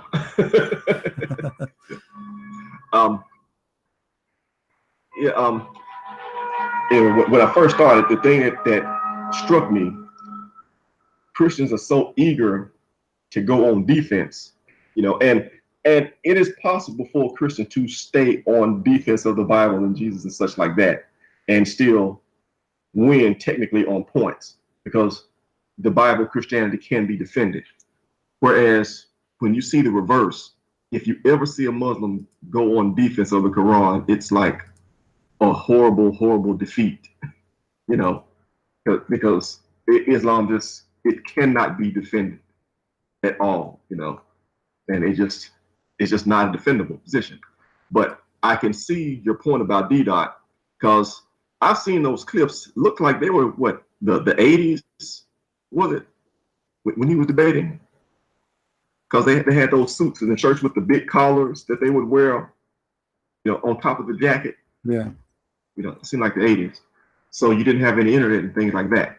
I remember in my lead up, back before I made a conscious decision to study Islam, you know, and before I found like your channel and Shamoon and Wooden and Shabir Ali and all those stuff, you know, all the stuff that I look at. I read an article in the USA Today, and the guy was talking about the changes in Islam. And he said, well, when I was a kid, you know, you had to walk for like, he said 30 minutes, 30, 40 minutes to get an Islamic law library, you know, because simply like the Hadith collections and things like that, you didn't have them. You couldn't read it. They were only at a law library, and you had to, it was hard to get there. It wasn't readily available, you know. So I saw that and I speculated, and I guess I'll ask you for confirmation in a second.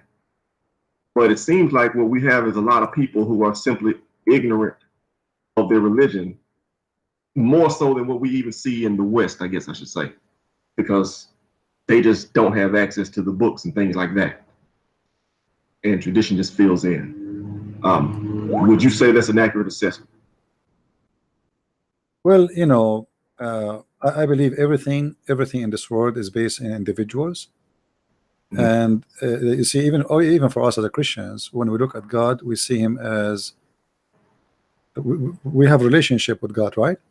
Right. It's not like a format and that's it.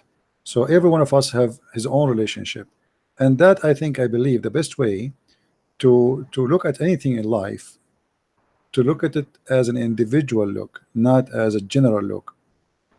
Everyone, he have his own vision, his own way to deal with things, even with the problems, even with happiness. Like when you get happy, you do something. When somebody else he get happy, he do something else. There's some people when they get happy they cry. Correct? Yeah. But why you're crying? I'm happy. Okay, I got you. So he's a kind who cry when he is happy. So I don't want to generalize things, and I don't want to give an opinion about things should be done in a certain way. And this is why when I deal with Muslims, each one of them for me is different. Each one of them is unique. But all of them for me, I know that because they are Muslims, they would do their best to lie to me. But not necessarily every Muslim will call me he is going to lie. You know what I mean? Yeah. So we don't generalize rules and we say this is the best way to do it. I don't know if my answer have the connection you want with your question. No, no, not really. I was basically I was remarking on the level of knowledge of it, you know. Yeah, but the Like the knowledge, my friend, the knowledge is not about just knowing a knowledge. It's about acknowledging the person you are speaking to. Okay. As an example, when I talk to children, I don't talk to them based on my knowledge. I speak to them based on their knowledge. Otherwise, I will not be able to reach out to the person I'm speaking to. You know what I mean? You can rephrase your question if I did not give you the answer you want. I don't know. Yeah, well, basically, I was going for the general level of knowledge of the Muslims that we come across. How much do they know? There's nothing is called how much. The more you can know, the better. I mean, this the process of knowing is endless. Until now, I am a student. I'm learning. You know, the second you think, the second you think you know it all. It's mean you believe you are God. Yeah, well, but the question is, do they know? Because, like I said, it seems like, you know, with Muslims, they so readily dismiss their scripture. You know, a Muslim it's person, like they've never seen it before at all. You see, I just told you, you have to examine every Muslim when he speaks to you about, so you can understand his knowledge, because the knowledge of Islam is not exist. There is their own understanding, and there is the scholars' understanding, because Muhammad is not even in Islam. If you go and read, like now, this guy, when I showed him a verse in the Quran says this, the verse in the Quran says that. The only way to explain it is to find a way to get away from the contradiction. But this guy, he said fast, okay, this must be a contradiction. Then if it is true, show me. You challenge me. But if he is a person who have knowledge, he will not say that, because that will get his religion busted. Because he do not know what is going to show him, he was sure there's no way it's going to be there in different place. You can marry women who they are not Christians. You know, you cannot marry a woman who are Christians. So he jumped into a conclusion based on his knowledge that the Quran does not have contradiction, and based on that, I'm going to challenge him. So you need this is why when I debate Muslims, I don't debate them. I play the game of you know, the cat, you put a rope in the front of it, you know, and the cat chase the rope. Just put a rope in the front of the cat, she love it, you know. Yeah, but that's kind of what I mean. Like this guy, you know, they seem so confident that these types of contradictions are not in it. This is the confidence of stupidity. It's so obvious. This is the confidence of ignorance, you know, because when you are ignorant too, the same as Muhammad hijab, he was debating David. He says, show me, silence me, show me. You know, you look at him, he's so confident, you know, but his but his confidence is coming from stupidity, from ignorance, not from knowing. If he knew, he will not say what he said. Yeah, I don't think so. Which I think that he hurt himself in that debate, you know, because he said a few things that just basically have to be lies. If he's done any type of research or looking at all.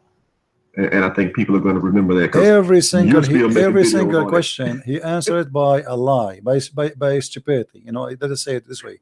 It's not even can be counted as a lie as much it is stupid. But the Muslims, they like about him that he was a comedian and he's making fun of his opponent, but they did not notice, because they are stupid too, that he is being stupid and he's exposing his religion. You know, when David Wood, he says to him, well, if you don't work, you know, like, okay, if it's impossible for a man to be God, you Muslims, you collect the spit of your prophet and you wipe it over your face. What he said? He said, okay, so are you saying if somebody spit, he's God? Okay, okay, I'm God now. What is this? What is the answer for the question? Why you Muslims? He is asking you, if Muhammad is just a man, why you collect his spit and you color your face with it, you paint your face with it. This is not about if he is a spit, he's God. You are collecting his spit, you are fighting over it. Right, you know, right.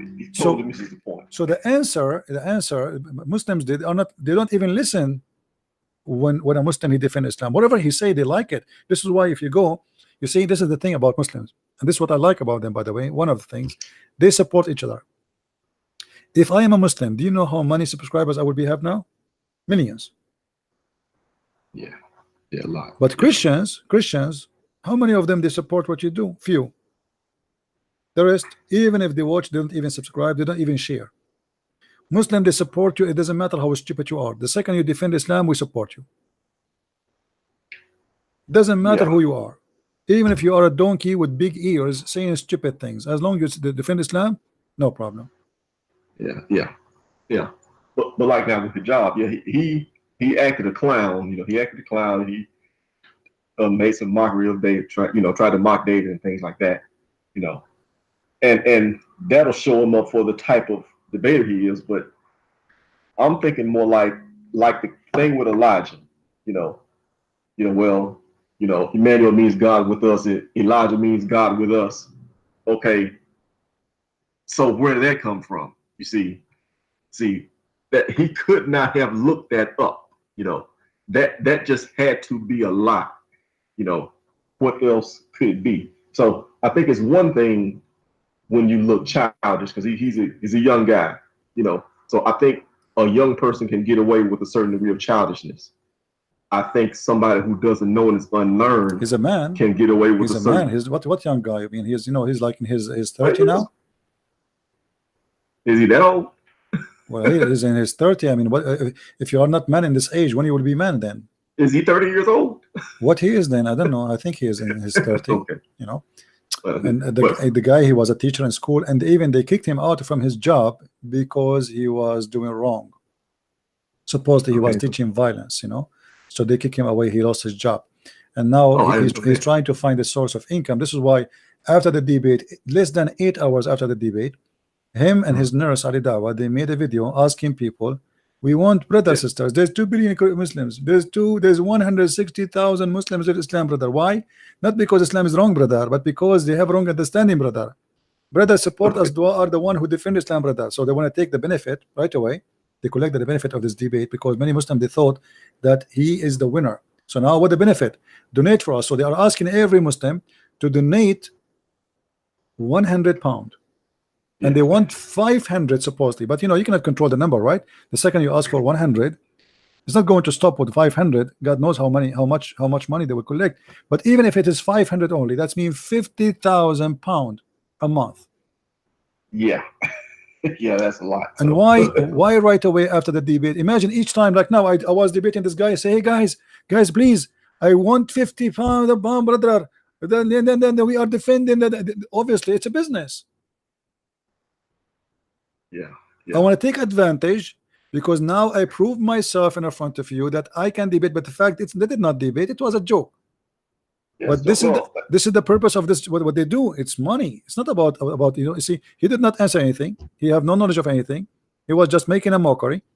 And few hours after the debate, he made a video with Ali Dawa asking for £50,000 donation. Yeah. Well, now I guess now if you're going to try to use it as a fundraiser, it's best to do it immediately after. Yeah, before the internet has time each time I get the Abdul busted, I should ask for £50,000.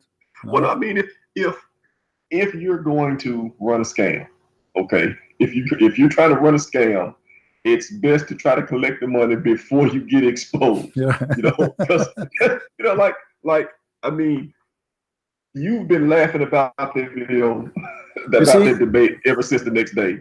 Like how priceless it is, you know. Always, if you want to ask yourself a question. If somebody is so confident of his knowledge, why they don't do what I do? Open sky, people call me. You know what I mean? Yeah, any question? Yeah, because I say this much, man. You put in a lot of work, man. Yeah, when I open my Skype, can I predict what the question will be? No. A Muslim call me. He can surprise me with things I never maybe heard before. This is a big challenge, right? This is a huge challenge to have the courage to say, I can answer you, call me. They cannot do that because they don't know what they are talking about. Like this guy, he is a speaker corner. He labeled himself as a speaker corner, but what speaker corner you are? He know nothing about Islam, and the rest of them is the same. But it's to do what you do, man. That's a lot of study, a lot of years. I mean, I'm not ready to say that just because a person can't do what you do, that he's an idiot. I mean, yeah, that's just a lot. I mean, to say, call me, ask me about everything, you know, and to make up any kind of dumb topic, you know.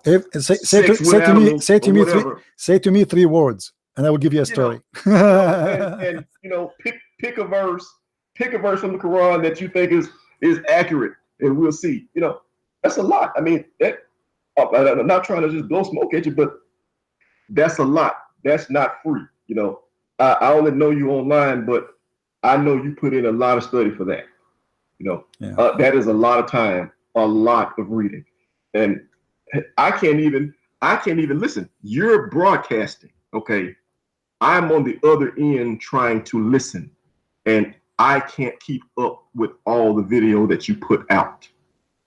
So everybody just can't do that. I mean, well, I do my best, my friend. I feel guilty when I don't when I don't do.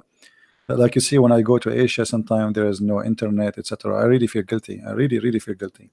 But you see, I do my best, and the Lord is my witness. I do as much as I can, and even after I do as much as I can, I still feel I did not do what I should do.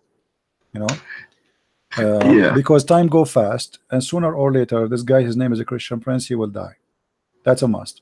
So I want to do as much as I can before I die, so I will leave for generation to come what is going to be enough for food of education for them, so they will not be misled by such a stupid cult.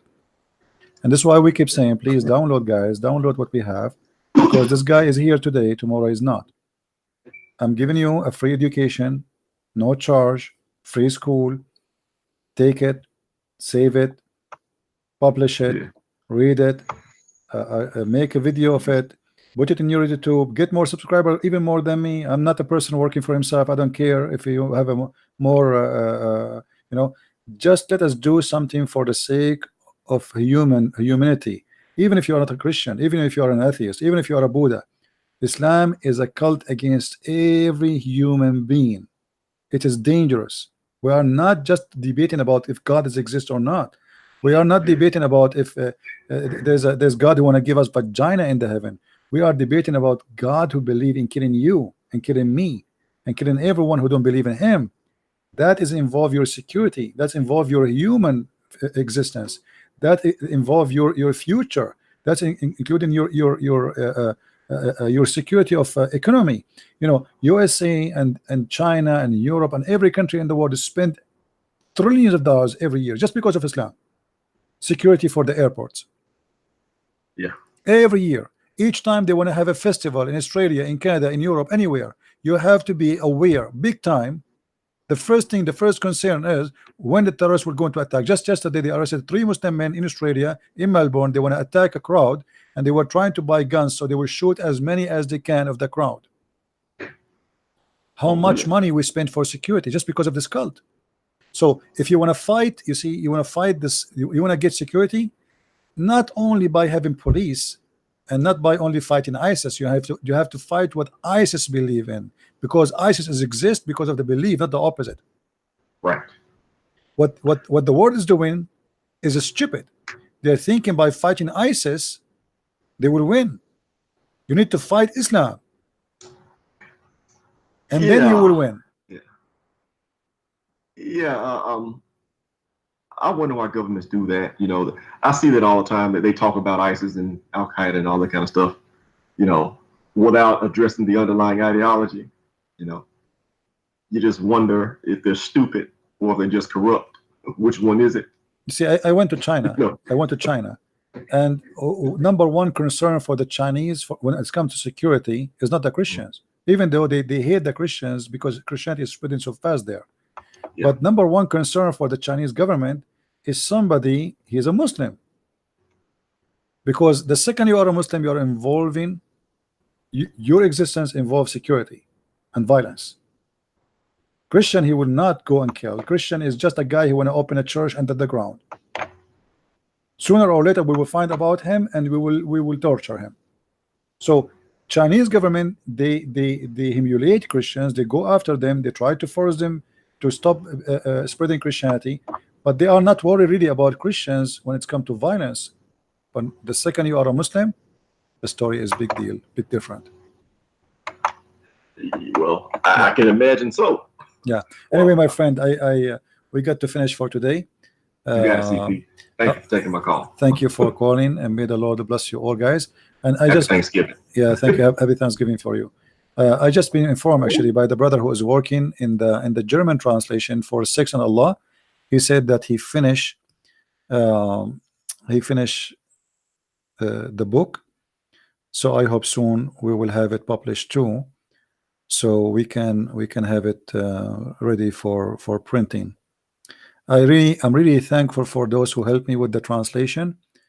You make a difference, and I feel I am not alone. And I really appreciate those who support us too in the donation, because you know, always somebody have to pay for the bills, somebody, and if nobody help, then we cannot and we will not be able to do it. So I really appreciate you all, and I appreciate even those, like, don't think I am appreciating only those who support us financially. I appreciate those who come here. They are always here, they stand with me, they bring people, they listen, they take, they share. All of you are wonderful people, and you are my family. Thanksgiving is coming. I have no family around, but you guys are my family, and I am honest about that. I love you all, and I hope the Lord will reward you and will reward us. What is the best? And the best is peace and love. I hope that's all of us, we will become one body. That is the body of Jesus Christ, and we will not be Catholic, we will not be Protestant, we will not be Orthodox. Fight division, my friends. Fight division. Trust me, it's very painful to see Christians are divided. I hate it. It's one thing I hate most, that we are not following Christ and being united. Let us be united by him. The only thing can unite us is the Messiah. No man, no priest, no bishop, no pope, only the Messiah. Don't follow a priest, don't follow a pope, don't follow don't follow anyone, don't follow Christian Prince. We are all sinners and we commit sin. There's only one name under this heaven, above the heaven, under the heaven, over the earth, everywhere. His name is a glory, and he is the Lord of a glory. There's no betrayal, there's no lies, there's no division, there's no hatred. Follow the Messiah, don't follow a priest. Anyone who teach you division, stay away from him. He don't speak for the Lord. Ask yourself a question before you leave today. Do you think it's the Messiah himself? He will be happy to hear that we Christian, we say to ourselves, you are not a Christian, you are going to go to hell. No, why my friend? Why? He believe in Jesus, he believe in the Father, the Son, the Holy Spirit. He believe in the resurrection of Christ, he believe in the salvation, he believe in the blood of Jesus, he believe in the Bible, he believe that God is one, and he believe in the Trinity. What's your problem? What's your problem? This person have a picture? That is wrong for me, yes, but still that does not make him not a Christian. If every one of us do wrong, that will not make him a Christian. None of us is a Christian then, because all of us we do wrong. Do you claim to be an angel? You never do wrong. Do you claim that you are a person who follow the Bible 100% and you never commit sin? If you do so, if you claim to be so, you are a hypocrite liar. So my friend, let us be united by him and stop being foolish. Division is a foolishness. Be united with your brother and sister in Christ. Their church name is not important. What important is, do they believe in Jesus? I don't accept Jehovah's Witnesses because they are false. They believe in Jesus as an angel, or they believe in gods. That is not Christianity, that's far. But somebody believe in the Father, the Son, the Holy Spirit. Somebody believe that Jesus died on the cross and he is coming back and he is the only salvation. Somebody believe that God is eternal and he present himself in a person of a man. His name is the Christ. Somebody believe that not everyone says to me, Lord, Lord, will enter the kingdom of my Father, will be in my Father kingdom, but the one who do his will. That is a Christian person, my friend. Many people, they will say God, God, but the Lord will say to them, depart from me, I do not know you. They will say, we made miracle in your name. He will say to them, you did it for your own glory, not for me. Many people worship God by their tongues, but they do nothing for him. Ask yourself, please, how much you do for the Lord. Those people who help me with the translation, your reward is not from me, your reward is from your maker, because you help many by your translation to see the truth. We always require to give fruit. The Messiah said, the tree who don't give fruits will cut off and will be thrown in hellfire. Don't be that tree. Please don't be that tree. Time go fast. Time go extremely fast. When I hear somebody saying, I was listening to Christian Prince for 18 years. Imagine 18 years. You believe it? 18 years. Time is extremely fast. When he said to me, when this guy, he called me, and I was listening, this guy is saying to me for, when did that happen? 18 years? How? Time goes so fast. It's like yesterday. And time will come and your soul will be taken from you. Remember what the Bible speaks about those when the Lord, he gave them investment to invest. And there's a person who double it 5 times, and there's a person who make it twice or 3 times, and there's a person who hide it. Don't be the one who hide it. You will be questioned why you are coming alone. Why you spent 70 years living in this earth, but you did not bring one person to Christ. What you were doing? You were eating, drinking, sleeping, dancing, going party, working, making money. Bring someone to Christ, my friend. Bring someone to Christ. How you can do it, this is your business. I do my part. Do you do your part? Thank you for being here. May the Lord bless you all. Christ is Lord and Islam is false. And I will see you soon again. Thank you and God bless. Take care. Bye-bye.